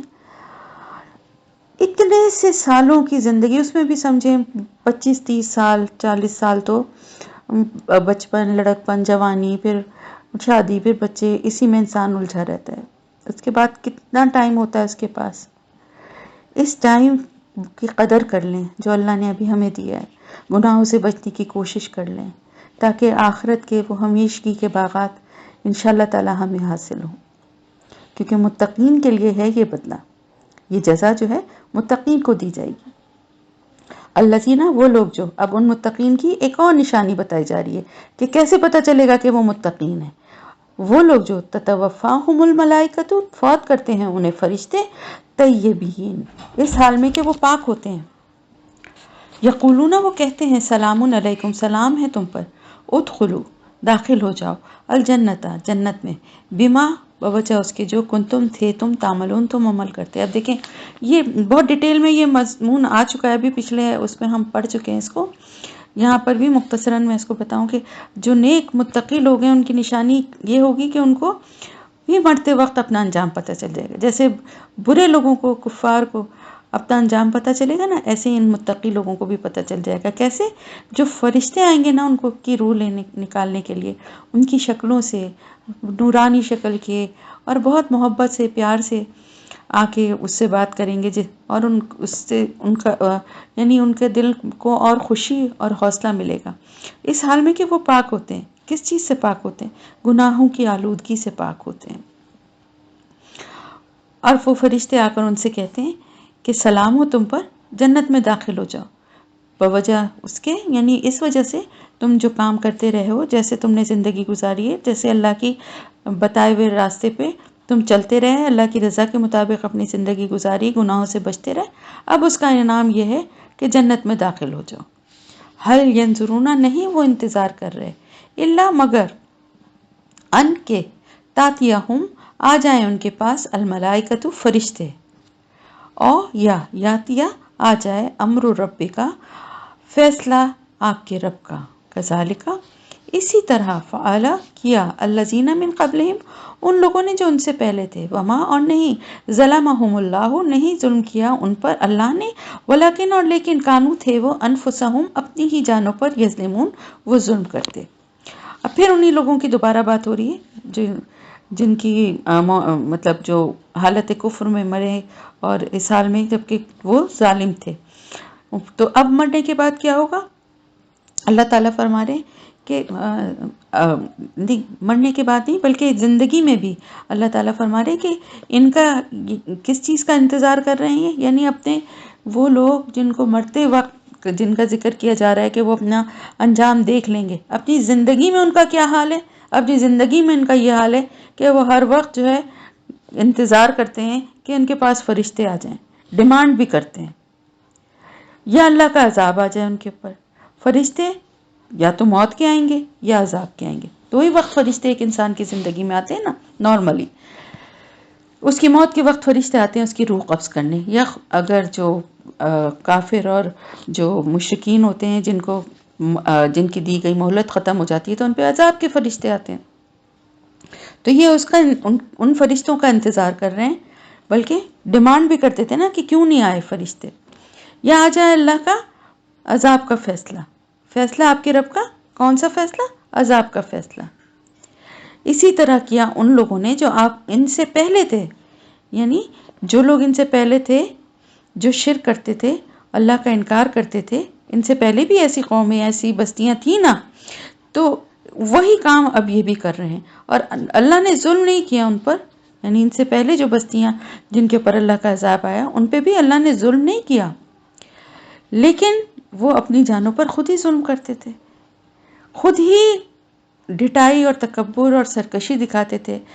رسول تو آئے تھے ان کی ہدایت کے لیے، اللہ کا پیغام لے کر آئے تھے، ان کو سیدھے راستے کی طرف بلاتے تھے، بار بار نصیحت کرتے تھے، لیکن وہ خود ہی اتنے اپنی جانوں پہ ظلم کرنے والے تھے کہ وہ نہیں لائے ایمان. تو ان اعمال کی وجہ سے ان پہ عذاب آیا، ورنہ اللہ اپنے بندوں پہ ظلم کرنے والا نہیں ہے. فَأَصَابَهُمْ تو پہنچی انہیں سیئات برائیاں، ما جو عملوا انہوں نے عمل کیے تھے، وحاقہ اور گھیر لیا، بہم انہیں ما کانو جو تھے وہ بھی ساتھ اس کے یستہزئون وہ مذاق اڑاتے. اور پھر کیا ہوا انجام؟ کہ جس چیز کا وہ مذاق اڑا رہے تھے اور برائیوں پہ اپنے برے اعمال کے اوپر ڈٹے ہوئے تھے، جس قوم کا جو برا فعل تھا اور جو غلط کام وہ کرتے تھے اس پہ آپ دیکھیں کتنی ڈٹائی تھی کہ رسولوں کے بار بار بتانے پر بھی باز نہیں آتے تھے اور پھر وہی کرتے رہتے تھے، اور اس میں اتنے آگے تک بڑھ گئے تھے کہ یعنی اس قوم سے اب پلٹنے کی امید ہی نہیں رہی. جب ہی عذاب آتا ہے نا، جب کوئی قوم اس حد تک چلی جائے کہ وہ پھر رسولوں کے قتل کا پلان بھی بنانے لگے اور کسی طرح سے ان کا بس نہیں چلتا تھا کہ ان کو ہی یہاں سے کسی طرح ہٹا دیں جو ہمیں بار بار آ کے یہ آئینہ دکھاتے ہیں، ہم تو سدھرنا چاہتے ہی نہیں ہیں. تو اللہ تعالیٰ فرما رہے ہیں کہ ان کی ان برائیوں کی وجہ سے، ان کے ان برے اعمال کی وجہ سے انہیں گھیر لیا. کس نے؟ عذاب نے. اور وہ عذاب کون سا تھا؟ جس کا وہ مذاق اڑاتے تھے. رسولوں سے کہتے تھے نا کون سا عذاب آئے گا، آتا کیوں نہیں ہے؟ جیسے مکے کے کفار بھی یہی کہا کرتے تھے نا مشرکین مکہ آپ صلی اللہ علیہ وسلم سے کہ پھر آ کیوں نہیں جاتا؟ اللہ سے کہیں کہ آسمان کا کوئی ٹکڑا ہمارے اوپر گراتے، کیوں نہیں عذاب آتا؟ ہم تو اتنے برے کام کریں اس کے بعد ہم کتنے عیاشی سے کتنے مزے سے رہتے ہیں. اور مذاق اڑایا کرتے تھے. تو اس مذاق کا جس چیز کا وہ مذاق اڑاتے تھے اسی نے ان کو گھیر لیا. وقال الذین اور کہا ان لوگوں نے جنہوں نے اشرکو شرک کیا، لو اگر شاء اللہ چاہتا اللہ تعالی، ما عبدنا نہ عبادت کرتے ہم، من دونہ اس کے سوا، من شیء کسی چیز کی، نحنو ہم، ولا آباؤنا اور نہ ہمارے باپ دادا، ولا حرمنا اور نہ حرام کرتے ہم، من دونہ اس کے سوا، من شیء کسی چیز کو، کذالک اسی طرح، فعل الذین کیا ان لوگوں نے جو من قبلہم ان سے پہلے تھے. فہل تو نہیں اللہ رسولی اوپر رسولوں کے، اللہ مگر البلاغ المبین پہنچانا کھلم کھلا. اب کیا ہوا؟ ان سے پہلے کی قوموں کا بھی یہی رویہ تھا اور ان کا بھی یہی رویہ ہے کہ وہ کیا کہتے ہیں کہ اگر اللہ چاہتا تو ہم شرک نہ کرتے. اور اللہ کی ہی عبادت کرتے، اس کے سوا ہم کسی کی عبادت نہ کرتے، نہ ہم نہ ہمارے باپ دادا۔ مطلب کیا ہے؟ مطلب یہ کہ اگر یہ اتنا ہی برا کام ہے تو اللہ نے ہمیں کیوں نہیں روک دیا؟ اور بہت افسوس کے ساتھ کہنا پڑتا ہے کہ یہ تو کافروں اور مشرکوں کا رویہ ہے جو کہ آج مسلمانوں میں بھی نظر آتا ہے۔ بہت سارے لوگ یہ کہتے ہیں بس جب اللہ چاہے گا نا تو ہم نماز بھی پڑھنے لگیں گے، اگر اللہ چاہتا تو ہمیں برے کام سے خود ہی روک دے۔ اسی طرح بہت سے مجرم، بہت سے غلط کام کرنے والے کہتے ہیں کہ ہم یہ غلط کام کر رہے تھے نا تو پہلی دفعہ میں ہی ہم پکڑے جاتے، پہلی دفعہ میں ہی ہمیں سزا مل جاتی، ہم رک جاتے، ہم ڈر جاتے، اللہ کسی طرح سے ہمیں روک دیتا ہے اس غلط کام سے۔ تو یہ یاد رکھیں نا کہ اللہ پاک نے یہ دنیا کا نظام، بار بار وہی بات ہے، اس لیے نہیں بنایا کہ ہر ایک کو زبردستی اللہ روک دے غلط کاموں سے۔ تو یہ جو بات کرتے ہیں نا کہ جب اللہ چاہے گا تو ہم بھی کر لیں گے، اللہ اسی وقت چاہے گا جب آپ کے دل میں خواہش ہوگی۔ آپ اس قرآن کی کلاس میں آئے اور اس کو پڑھنا اور سمجھنا شروع کیا، اللہ نے آپ کے لیے راستہ بنا دیا نا، لیکن خواہش تو آپ کے دل میں تھی نا، آپ نے چاہا، دعا کی کہ ہمیں اللہ پاک ایسا ہمارے لیے راستہ بنائے، ہم پڑھنا چاہتے ہیں، ہم سمجھنا چاہتے ہیں، لیکن ہمیں کوئی راستہ نظر نہیں آتا، اللہ نے راستہ بنا دیا۔ اب اسی گروپ میں بہت سارے لوگ اور بھی ہیں جو کہ آ کے شامل ہوئے، ان کے لیے بھی تو یہ راستہ اللہ نے بنایا نا، لیکن ان کے دل میں خواہش اور ان کے دل میں طلب نہیں ہے، تو وہ آنے کے باوجود بھی کچھ فائدہ حاصل نہیں کر پا رہے۔ ایسے ہی اس دنیا میں رہتے ہوئے مسلمان ہونے کے بعد بھی، مسلمان تو ہو گئے ہیں ہم، بائی برتھ ہیں، لیکن اگر ہم اس کتاب سے اللہ کی تعلیمات جو اللہ نے اس کتاب کے ذریعے ہمیں ہمارے لیے بھیجی ہیں، جو رسول نے ہمیں بتایا ہے، ان سب چیزوں پہ اگر ہم عمل کرنے والے، گناہوں سے بچنے والے، نیکیوں کو کرنے والے، فرائض کو ادا کرنے والے، لوگوں کے حقوق ادا کرنے والے، اگر ہم اس کو پڑھ کے بھی نہ ہوں تو پھر کیا فائدہ ہے؟ ہم کہیں جی اللہ چاہتا تو ہم کر ہی لیتے۔ اللہ صرف ان کے لیے چاہتا ہے جو دل میں خواہش رکھتے ہیں اور اللہ کے راستے کی طرف آنا چاہتے ہیں۔ تو وہ کہتے تھے جنہوں نے شرک کیا تھا کہ اگر اللہ چاہتا تو پھر اللہ ہمیں روک دیتا نا، اور کوئی بجلی گر پڑتی اس بت پہ، کوئی وہ جہاں ہم نے عبادت گاہ بنائی تھی وہ تباہ ہو جاتی، تو ہم بھی ڈر جاتے، ہم سمجھتے کہ ہاں بھائی نہیں کرنی ہے، لیکن اللہ نے تو ہمیں روکا ہی نہیں۔ اگر اللہ چاہتا تو ہم رک جاتے، اس شرک سے باز آ جاتے، اور ہم اس کے سوا کسی کی بھی عبادت نہیں کرتے، اور اس کے حکم کے سوا ہم کسی کا حکم نہ مانتے۔ تو یہ رویہ جو کہ قریش مکہ کا ہے، بالکل یہی رویہ اسی طرح کا اس سے پہلے کے قوموں میں بھی تھا۔ وہ بھی یہی دلیل دیتے تھے کہ اگر اللہ چاہتا تو ہم ایمان لے آتے۔ تو دیکھیں وہ تو کافر ہیں، مشرک ہیں، وہ ایسی بات کہہ رہے تھے، لیکن مسلمان ہوتے ہوئے بھی اگر کوئی یہ کہے کہ اگر اللہ چاہتا تو ہم بھی نماز پڑھ لیتے، ہم بھی عبادت کرتے، اللہ ہمیں کیوں نہیں روکتا؟ اور پھر اس کے بعد دوسری بات کیا کہ اگر اللہ نے ہمارے لیے عذاب لکھ ہی دیا تو ہم کیسے بچ سکتے ہیں؟ اگر اللہ نے لکھا ہی ہے کہ ہم جہنم میں جائیں گے تبھی تو ہم غلط کام کر رہے ہیں، ورنہ اگر اللہ نے نہیں لکھا ہوتا تو ہم بھی دوسرے لوگوں کی طرح نیکی کے کام کر رہے ہوتے۔ تو اللہ نے تو نہیں لکھا، اپنے عمل سے آپ لکھوا رہے ہیں جو بھی کر رہا ہے سب۔ تو بات یہ ہے کہ اللہ کی طرف بڑھنے کی ضرورت ہے، اللہ کے بتائے ہوئے راستے پہ چلنے کے لیے قدم اٹھانے کی ضرورت ہے، آگے کا راستہ منزل اللہ ہمارے لیے آسان کرے گا، لیکن پہلے سے ہی یہ کہ اللہ زبردستی پکڑ کے ہمیں اس راستے پہ ڈال دے، یہ بہت غلط ڈیمانڈ ہے۔ اللہ تعالیٰ فرما رہے ہیں کہ رسولوں کے اوپر بھی نہیں ہے کہ وہ کسی کو زبردستی لائیں، صرف پیغام اللہ کا پہنچانا، پورا پورا کھلم کھلا صاف اور واضح پہنچا دینا جو ہے وہ یہ ہے رسولوں کی ذمہ داری۔ تو آپ یہ دیکھیے کہ رسول جب اتنی بڑی ہستی جو کہ اللہ تعالیٰ کی طرف سے اللہ کا نمائندہ بن کے اللہ کا پیغام لے کر آتے ہیں، ان کی بات کے بارے میں اللہ تعالیٰ فرما رہے ہیں کہ صرف پیغام پہنچانا ان کی ذمہ داری ہے، باقی یہ کہ کسی کو راہ راست پہ لانا ان کی ذمہ داری نہیں ہے۔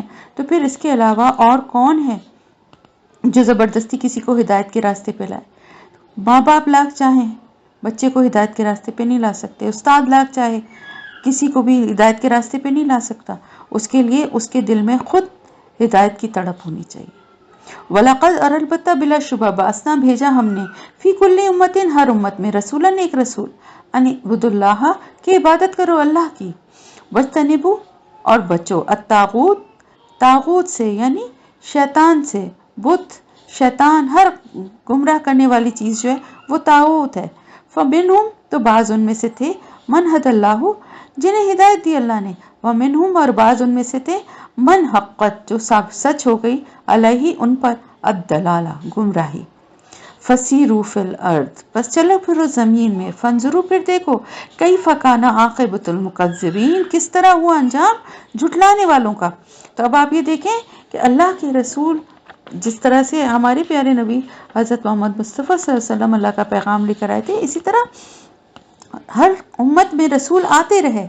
1,24,000 रसूल आए हैं। तो हर कौम में, हर उम्मत में, हर दौर में कोई ना कोई रसूल अल्लाह पाक हिदायत के लिए भेजते रहे, और उन सब की तालीम एक ही थी कि अल्लाह की इबादत करो और बुत परस्ती से, शैतानी कामों से, यानी गुमराह करने वाले जो भी काम और जो भी चीज़ें हैं उनसे बचो। सिर्फ यही हर रसूल का मेन जो पैगाम होता था वो यही था।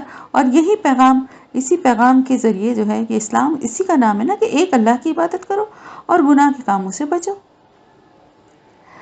तो बाज़ उनमें से थे जिन्हें अल्लाह ने हिदायत दी थी। बस अब यहाँ से लोग इससे गलत मतलब समझते कि अल्लाह ताला ने शायद कुछ लोगों को चुन लिया था कि इनको हिदायत देनी है, और कुछ लोगों के लिए अल्लाह ने गुमराही लिख दी थी। ऐसा नहीं है। यहाँ पर भी वही बात, वही शर्त है कि जिनके दिलों में नरमी थी, जिनके दिल हिदायत के लिए, जिन्होंने अपने दिलों को खोला था, उनको हिदायत दी अल्लाह ने।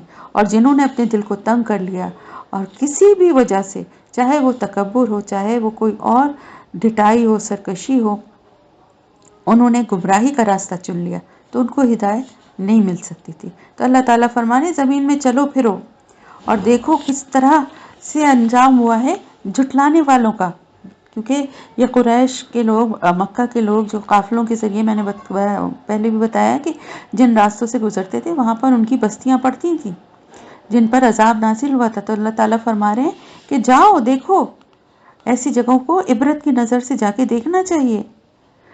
और देखिए यहाँ पर भी बहुत सी ऐसी बस्तियाँ, बहुत से ऐसे इलाके हैं, जैसे मैंने आपको कल भी बताया कि मोहनजोदड़ो और हड़प्पा और इस तरह की और बहुत सारी बस्तियाँ हैं जो कि ऐसा एहसास होता है कि यहाँ पर अजाब नाजिल हुआ है अल्लाह का। पूरी पूरी बस्तियाँ ज़मीन में धंसी हुई हैं और बहुत तरक्की याफ्ता थे इस तरह के। और बहुत सारी ऐसी कौमें, बहुत सारी ऐसी आपको जगह मिल जाएंगी, चाहे वो मिस्र के अहराम हो, ये सब इबरत का निशान है। चलें फिरें जाएं, जो जाने की जहाँ तक कुदरत रखता है, तो उनको देख के इबरत हासिल करें कि अल्लाह को झुटलाने वाले, अल्लाह के रसूलों को झुटलाने वालों का अंजाम क्या हुआ।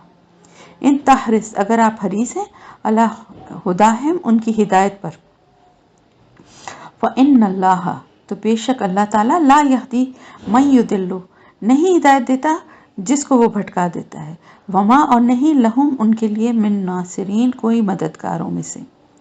फिर वही वाली बात जो कि अभी मैं पहले भी बता चुकी हूँ कि आप सल्लल्लाहु अलैहि वसल्लम के लिए ये बात कही जा रही है। आप बड़े हरीस थे इस मामले में कि आपको बड़ी, यानी एक लालच सा, एक वो होता था अब कि सब ईमान ले आए। ये आपकी खुलूस नियत, आपकी मोहब्बत, आपकी अपनी उम्मत से शफ़क़त और आपका इखलास था कि आपकी पूरी कोशिश ये होती थी कि हर एक ईमान ले आए। एक रसूल जो होता है ना, बड़ा खैर ख्वाह होता है अपनी उम्मत का, तो आपकी भी यही ख्वाहिश होती थी कि सब ईमान ले आए।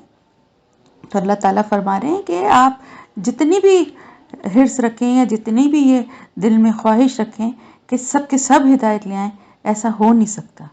अल्लाह ताला ही जिसको हिदायत देगा, आप वही हिदायत के रास्ते पे आएगा, आप चाहे जितनी कोशिश कर लें। और वही यहाँ पर भी वही फार्मूला है हिदायत का कि जो हिदायत के लिए जिनके दिल मुतलाशी होंगे और जो चाहते होंगे उनको मिलेगा, और जिसको अल्लाह गुमराह कर देता है, यानी जो आना नहीं चाहता अल्लाह के रास्ते पे, अल्लाह उसको और गुमराही के रास्ते पे उसको ढील देता है और वो भटकता जाता है कि भाई अगर मैं गलत हूँ तो मुझे पकड़ लेता, अगर मैं गलत होता तो मुझे सज़ा मिलती। बहुत सारी गुमराही के लिए अपने वो बहाने और जवाब तलाश कर लेता है, और फिर उनका कोई मददगार नहीं होगा उनके लिए।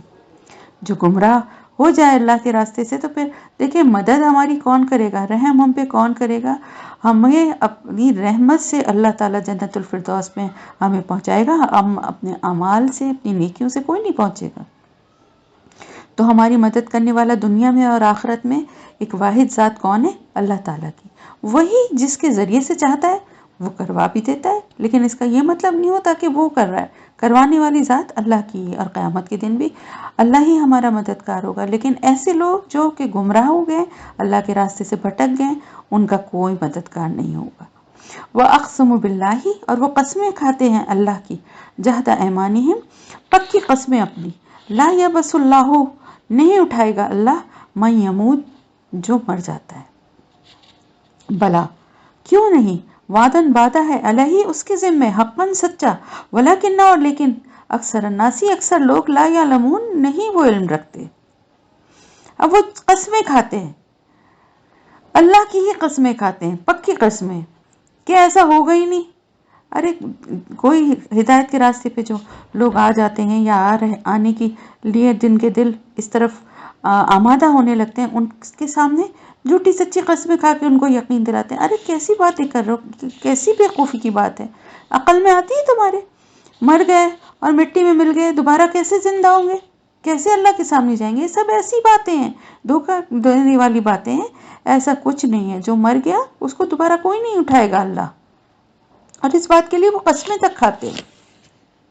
مشرکین مکہ دراصل عام طور سے ایسا نہیں تھا کہ وہ مرنے کے بعد دوسری زندگی کے قائل نہ ہوں، مگر اس میں ان کا کیا عقیدہ تھا کہ یہی بت جن کی وہ پوجا کر رہے ہیں، یہ قیامت کے دن اللہ کے سامنے ان کی سفارش کریں گے اور انہیں سزاؤں سے بچا لیں گے۔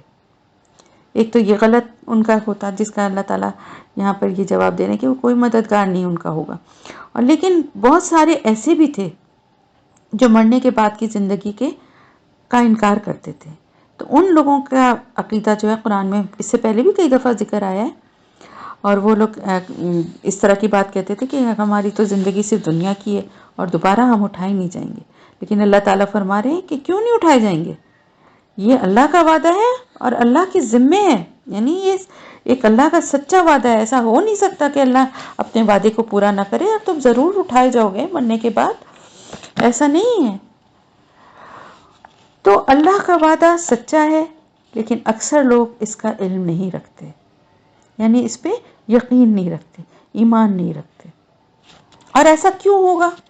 لیبینا، تاکہ وہ بیان کرے، لہم الذی، ان کے لیے وہ چیز جو یختلفون، وہ اختلاف کرتے ہیں، فیہ، اس میں، ولیعلم الذین، اور تاکہ جان لے وہ لوگ، الذین کفروا، وہ لوگ جنہوں نے کفر کیا، انہم، بے شک وہ، کانو، تھے وہ، کاذبین، جھوٹے۔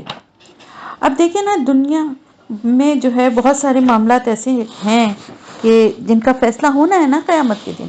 سب سے پہلے تو کفر و ایمان کا معاملہ ہے۔ جو ساری زندگی جھٹلاتے رہے اللہ کو، اللہ کے رسولوں کو، اللہ کی کتابوں کو، اور گناہوں سے بھری زندگی گزارتے رہے، اور وہ شخص جو کہ ایمان لایا اور اللہ کے بتائے ہوئے راستے پہ چلا، اللہ کے رسول نے جو تعلیمات دیں ان پہ عمل کیا، گناہوں سے بچنے کی کوشش کرتا رہا، نیک کام کرتا رہا، کیا دونوں برابر ہیں؟ یہ دنیا کا، اگر دنیا میں تو اکثر ایسا ہوتا ہے نا کہ جو ظالم ہے وہ ظلم کرتے کرتے مر جاتا ہے، مظلوم بعض دفعہ ظلم سہتے سہتے مر جاتا ہے، تو یہ تو کوئی انصاف نہ ہوا نا۔ اللہ کی ذات تو ایسی ہے ہی نہیں کہ جو اتنی بڑی ناانصافی ہونے دے۔ دنیا میں با اختیار لوگ، با حیثیت لوگ بڑے بڑے ظلم کر دیتے ہیں، لوگوں کو جان سے مار دیتے ہیں، کسی اور طرح سے بچوں کے ساتھ ظلم کرتے ہیں، عورتوں کے ساتھ ظلم کرتے ہیں، اور پھر کیا ہوتا ہے کہ وہ جو مظلوم ہے وہ مر بھی جاتے ہیں اسی حال میں، ظلم سہتے سہتے۔ جن کے پاس پیسہ ہے وہ بعض دفعہ لوگوں سے ایسے ایسے کام کرواتے ہیں، اتنی سخت مزدوریاں اور محنت کے کام کرواتے ہیں جس میں وہ بیچارے اس دوران ہی مر جاتے ہیں، یا ویسے بھی کسی بعض دفعہ جائیداد کے معاملات ہوتے ہیں، حصے لوگوں کو نہیں دیتے، اور لوگ اسی حالت میں مر بھی گئے، ظالم بھی مر گئے، مظلوم بھی مر گئے، پوری زندگی تکلیفیں اٹھاتے ہوئے، مظلوم جو ہے حق پہ ہوتے ہوئے وہ تکلیفیں اٹھاتے ہوئے مر گیا۔ تو کیا یہ انصاف، آپ کو یہ انصاف لگ رہا ہے کہ اس کو کوئی بدلہ نہیں ملنا چاہیے اپنی تکلیفوں کا؟ جو اللہ کے لیے اپنی زندگی گزار رہا ہے، دنیا میں تنگی ترشی سے سختی کے ساتھ گزارا کر رہا ہے، لیکن حرام کام نہیں کر رہا، حرام کمائی نہیں لے رہا، اور وہ شخص جو حرام کام کر کے حرام کی کمائی سے دنیا میں عیاشی کی زندگی گزار رہا ہے، تو کیا اس کو سزا نہیں ملنی چاہیے؟ اور کیا اس نیک انسان کو کوئی اس کا اعمال کا اچھا پھل نہیں ملنا چاہیے؟ تو قیامت کا دن جو ہے نا، وہ اسی لیے ہے کہ جن چیزوں میں لوگ اختلاف کرتے ہیں، سب سے پہلے تو اللہ کے بارے میں ہی اختلاف کرتے ہیں نا، تو کون سچا ہے اور کون جھوٹا ہے، کون صحیح ہے اور کون غلط ہے، اس دن وہ بیان کرے گا سب کو، اور وہ سب لوگ جان لیں گے جنہوں نے کفر کیا کہ وہی اصل میں جھوٹے ہیں۔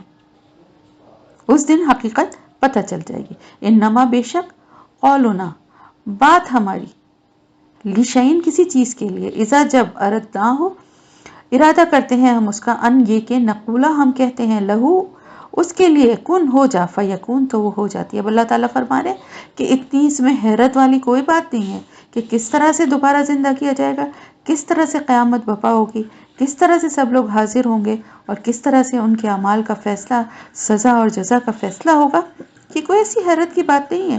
اللہ تعالیٰ فرما رہے بس ہمارے لیے تو صرف کن کہنا ہی کافی ہے، ہماری بات جو ہے وہ اتنی بڑی ہے کہ اس کو کہنا ہی صرف جو ہے، ہم جب بس صرف ارادہ کرتے ہیں کسی چیز کا، تو ہم صرف کن کہتے ہیں کہ ہو جا، اور وہ ہو جاتی ہے۔ اور کہتے ہیں مفسرین اس میں کہ کن کے کاف اور نون کے بیچ کا جو یعنی ادا کرنے میں جو ٹائم ہے نا، اس میں بات ہو جاتا ہے، اللہ کا حکم پورا ہو جاتا ہے۔ تو اللہ تو اتنا صاحب اختیار اور اتنا قدرت والا ہے، تو اس کے یہ توقع یا یہ بات سوچنا کہ یہ کیسے ہوگا، یہ تو بہت ہی بیوقوفی کی بات ہے۔ اس کائنات کے نظام، اس سے پہلے نشانیاں اور ساری اللہ نے اپنی قدرت کی کچھ نشانیوں کا ذکر کیا ہے نا، کہ ان سب پہ نظر ڈالو، کون چلا رہا ہے اس نظام کو؟ کوئی اللہ کے سوا ہے کوئی ذات جو چلا سکتی ہے؟ تو پھر جو اس کو چلا رہا ہے، تو پھر باقی سارے کام بھی اس کے لیے کرنا کیا مشکل ہے۔ والذین، اور وہ لوگ جنہوں نے ہاجرو ہجرت کی، فی اللہ اللہ کی راہ میں، من بعدی بعد اس کے، ما ظلموا جو وہ ظلم کیے گئے، لنبوئنہم البتہ ہم ضرور ٹھکانہ دیں گے انہیں، فی الدنیا حسنہ دنیا میں اچھا، ولا اجر الآخرہ اور البتہ آخرت کا اجر، یا یقیناً آخرت کا اجر، اکبر سب سے بڑا ہے، لو کانوا یعلمون کاش وہ جانتے ہوتے۔ اب ان لوگوں کا ذکر ہو رہا ہے جنہوں نے اللہ کی راہ میں ہجرت کی۔ ہجرت کہتے ہیں ہجر، ہے جیم رے، یہ اس کا روٹ ورڈ ہے، اس کا مطلب ہے چھوڑنا۔ اللہ کی راہ میں کوئی بھی جو کسی بری عادت کو، اپنی کسی برائی کو بھی چھوڑتا ہے، وہ بھی ہجرت ہی ہے۔ لیکن یہاں پر جو مفہوم ہے وہ اپنی زمین، اپنے وطن، اپنے علاقے کو چھوڑ کر اللہ کے لیے کسی دوسری جگہ جانا، جیسا کہ مہاجرین نے کی تھی۔ سب سے پہلے تو حبشہ کی طرف ہجرت کی تھی، 2 دفعہ حبشہ کی طرف ہجرت ہوئی ہے، اور پھر تیسری دفعہ جو آپ صلی اللہ علیہ وسلم کے ساتھ جو ہجرت کر کے مکے سے سب مدینہ آئے تھے۔ تو ہجرت کرنا کوئی آسان کام نہیں ہے، اور وہ بھی اس طرح کی ہجرت جیسے کہ ان لوگوں نے کی تھی کہ اپنا سارا ساز و سامان، گھر بار سب چھوڑ کے چپ چاپ نکلے تھے، کیونکہ اگر سب چیزیں لے کے نکلنے کی کوشش کرتے تو وہ مکے کے جو لوگ تھے وہ تو ان کے دشمن تھے، اور وہ ان کو نکلنے ہی نہیں دیتے، تو انہوں نے ہر چیز، بعض لوگ تو اپنے گھر والوں تک کو، بیوی بچوں تک کو چھوڑ کر اور نکل گئے تھے۔ تو آپ سوچیں اس کا کتنا بڑا اجر ہے۔ اور جب کس وجہ سے یہ ہجرت ہوئی تھی کہ وہ ظلم کیے گئے تھے، یعنی انتہا کو وہ پہنچ گئی تھی جو اذیتیں اور تکلیفیں قریش مکہ جو ہیں وہ دے رہے تھے۔ تو اہل مکہ کے ظلم و ستم اتنے بڑھ گئے تھے، یہاں تک کہ آپ صلی اللہ علیہ وسلم کو نعوذ باللہ قتل تک کرنے کا انہوں نے منصوبہ بنا لیا تھا۔ تو اس اتنے ایکسٹریم پہ جب ہر طرح کی مخالفتیں، مارنا پیٹنا، اذیتیں دینا، مسلمانوں کو ستانا، ہر طرح سے مذاق اڑانا، کوئی چیز باقی نہیں تھی، اور ایک وہی والی بات ہے نا کہ جو اللہ کی دی ہوئی مہلت تھی وہ پوری ہو گئی تھی، اب حد ہو گئی تھی۔ ایسے موقع پر پھر انہوں نے ہجرت کی۔ اللہ تعالیٰ فرما رہے ہیں کہ ان کی یہ قربانی رائے گاہ نہیں جائے گی، ہم انہیں ضرور ٹھکانہ دیں گے، دنیا میں بھی اچھا ٹھکانہ دیں گے، اور آخرت کا اجر تو ہے بہت ہی بڑا ہے۔ یعنی اللہ کے لیے جس نے کوئی چیز چھوڑی تو پھر سوچیں اللہ اس کو کیسا انعام دے گا۔ آپ دیکھیں نا، ہمارے لیے کوئی کچھ کام کرتا ہے، کوئی چھوٹا سا بھی کام کرتا ہے، تو ہمارے دل میں اس کے لیے کتنی جگہ ہو جاتی ہے، ہم کہتے ہیں اس سے بڑھ کے اس کے ساتھ کچھ اچھا کرنا چاہیے، اس کا خیال کرنا چاہیے۔ تو اللہ تو مالک اور قادر ہے، ہم اس کے بندے ہیں، اس کی مخلوق ہیں، اس کی تخلیق ہیں، ان سے ویسے اتنی محبت کرتا ہے۔ اگر اللہ کے لیے ہم کسی چیز کو چھوڑیں گے، کسی بری عادت کو، ہم اب ہجرت کا وہ وقت تو نہیں ہے نا، لیکن ہم کسی بری عادت کو، کسی غلط کام کو یہ سوچ کر چھوڑیں کہ اللہ یہ تجھے پسند نہیں ہے نا، اس لیے میں آج سے اس کام کو چھوڑ رہی ہوں، میں آج سے غصے کو چھوڑ رہی ہوں، میں آج سے فلم دیکھنے کو چھوڑ رہی ہوں، میں آج سے جھوٹ بولنے کو چھوڑ رہی ہوں، میں آج سے غیبت کرنے کو چھوڑ رہی ہوں، اس لیے کہ تجھے پسند نہیں ہے، تو نے کہا ہے کہ یہ گناہ ہے، غلط کام ہے، مجھے بھی غلط کام ہونے کی وجہ سے تو چھوڑتی، لیکن تیری رضا حاصل کرنے کے لیے چھوڑ رہی ہوں۔ تو پھر دیکھیں انشاءاللہ اس کا اجر بھی اللہ پاک فرما رہے ہیں کہ جو دنیا میں ہجرت کی جنہوں نے اللہ کی راہ میں، اس وجہ سے کہ ان پہ ظلم کیے گئے، اور سب سے بڑی بات تو یہی ہوتی ہے نا جب کہ مشکل حالات ہوں، اور اس مشکل حالات میں اللہ کی راہ پہ چلنے کے لیے انسان کو چھوڑے، تو اللہ تعالیٰ نے وعدہ تھا یہ اللہ کا کہ ہم ضرور ان کو ٹھکانہ دیں گے دنیا میں بہت اچھا۔ اور اب آپ یہ دیکھیے کہ اس وقت تک تو ان کو اندازہ بھی نہیں تھا، لیکن کچھ ہی سالوں میں آپ دیکھیں مدینے میں جانے کے بعد کیسا اللہ پاک نے ان کو پیارا ٹھکانہ، اچھا ٹھکانہ دیا، اور کیسا عروج حاصل ہوا، اور کس طرح سے مدینہ میں ایک ریاست اور حکومت نظام پورا اللہ کی طرف سے جو نظام دیا گیا ہے وہ نافذ ہوا، اور کیسا مسلمانوں کو عروج ملا، کتنا اچھا ٹھکانہ دیا۔ اور آخرت کا جو اجر ان کا ہے وہ تو وہ جانتے ہی نہیں ہے کہ وہ کیا ہوگا، وہ تو کوئی بھی نہیں جانتا نا، وہ تو وہاں جا کر ہی پتہ چلے گا۔ الذین صبروا، وہ لوگ جنہوں نے صبر کیا، وعلی ربہم، اور اپنے رب پر ہی یتوکلون، وہ بھروسہ کرتے ہیں۔ یہ وہ لوگ ہیں، ان کی نشانی یہ ہے کہ انہوں نے صبر کیا اتنے مشکل حالات میں بھی، اور بھروسہ کیا صرف اپنے اللہ پر۔ سب کچھ چھوڑ چھاڑ کے کس کے بھروسے پہ نکلے؟ اللہ کے بھروسے پہ، اللہ کے رسول کا ساتھ دیا۔ اللہ پہ بھروسہ کرنے والے ہیں، صبر کرنے والے ہیں، اسی لیے ان کو اتنا بڑا انعام ملے گا۔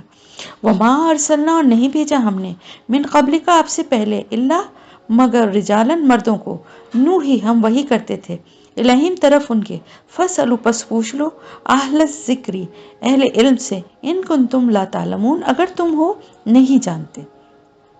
اب اللہ تعالیٰ فرما رہے ہیں کہ جو یہ فرمائش ہے آپ کی کہ بھائی فرشتوں کو بھیجیں یا فرشتوں کو کیوں نہیں بھیجا، تو اللہ پاک فرما رہے ہیں کہ اس دنیا میں انسان بستے ہیں، ان کے لیے انسانوں کو ہی پیغمبر بنا کے بھیجا تاکہ وہ ان کے ماحول میں رہتے ہوئے ان کی بات کو زیادہ اچھی طرح سمجھا سکتے ہیں۔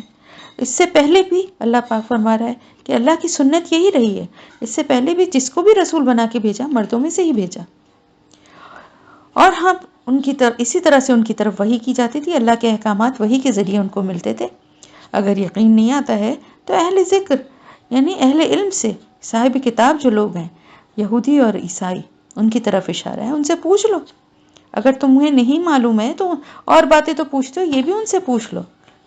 بالبینات، سات واضح دلائل کے، والزبر، اور صحیفوں کے، وانزلنا، اور نازل کیا ہم نے، الیک الذکر، طرف آپ کے ذکر، لتبینا، تاکہ آپ بیان کریں، للناس، لوگوں کے لیے، ما نزل، جو نازل کیا گیا، الیہم، ان کی طرف، ولعلہم، اور تاکہ وہ یتفکرون، وہ غور و فکر کریں۔ اور اللہ تعالیٰ فرما رہے ہیں کہ وہ وحی کی شکل میں جو نازل کیے گئے وہ 7 واضح دلائل کے تھے، روشن نشانیاں یعنی معجزات بھی تھے، اور صحیفے بھی تھے، کتابیں، صحیفے، دلائل، سب کچھ نازل کیا گیا۔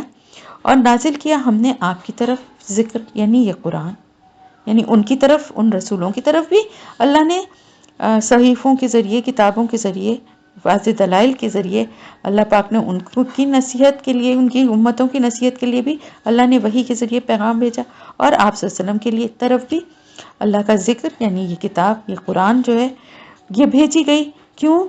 تاکہ آپ اچھی طرح سے بیان کریں، لوگوں کے لیے کھول کے واضح طریقے سے بیان کریں جو کچھ نازل کیا گیا ہے ان کی طرف، یعنی ان کے لیے جو کچھ بھیجا گیا ہے اللہ کی اس کتاب میں، جو پیغام ہے، جو احکامات ہیں، وہ لوگوں کو اچھے سے بیان کر کے بتائیں تاکہ وہ اس پہ غور و فکر کریں، اللہ سے اپنا تعلق مضبوط کریں۔ تو یہ کتاب کس لیے ہے؟ صرف پڑھنے کے لیے؟ پڑھنے کے لیے نہیں ہے، سمجھنے کے لیے، غور و فکر کرنے کے لیے، اور پھر عمل کرنے کے لیے۔ تو الحمدللہ یہاں پہ آپ کی تفسیر مکمل ہوئی آیت 44 تک.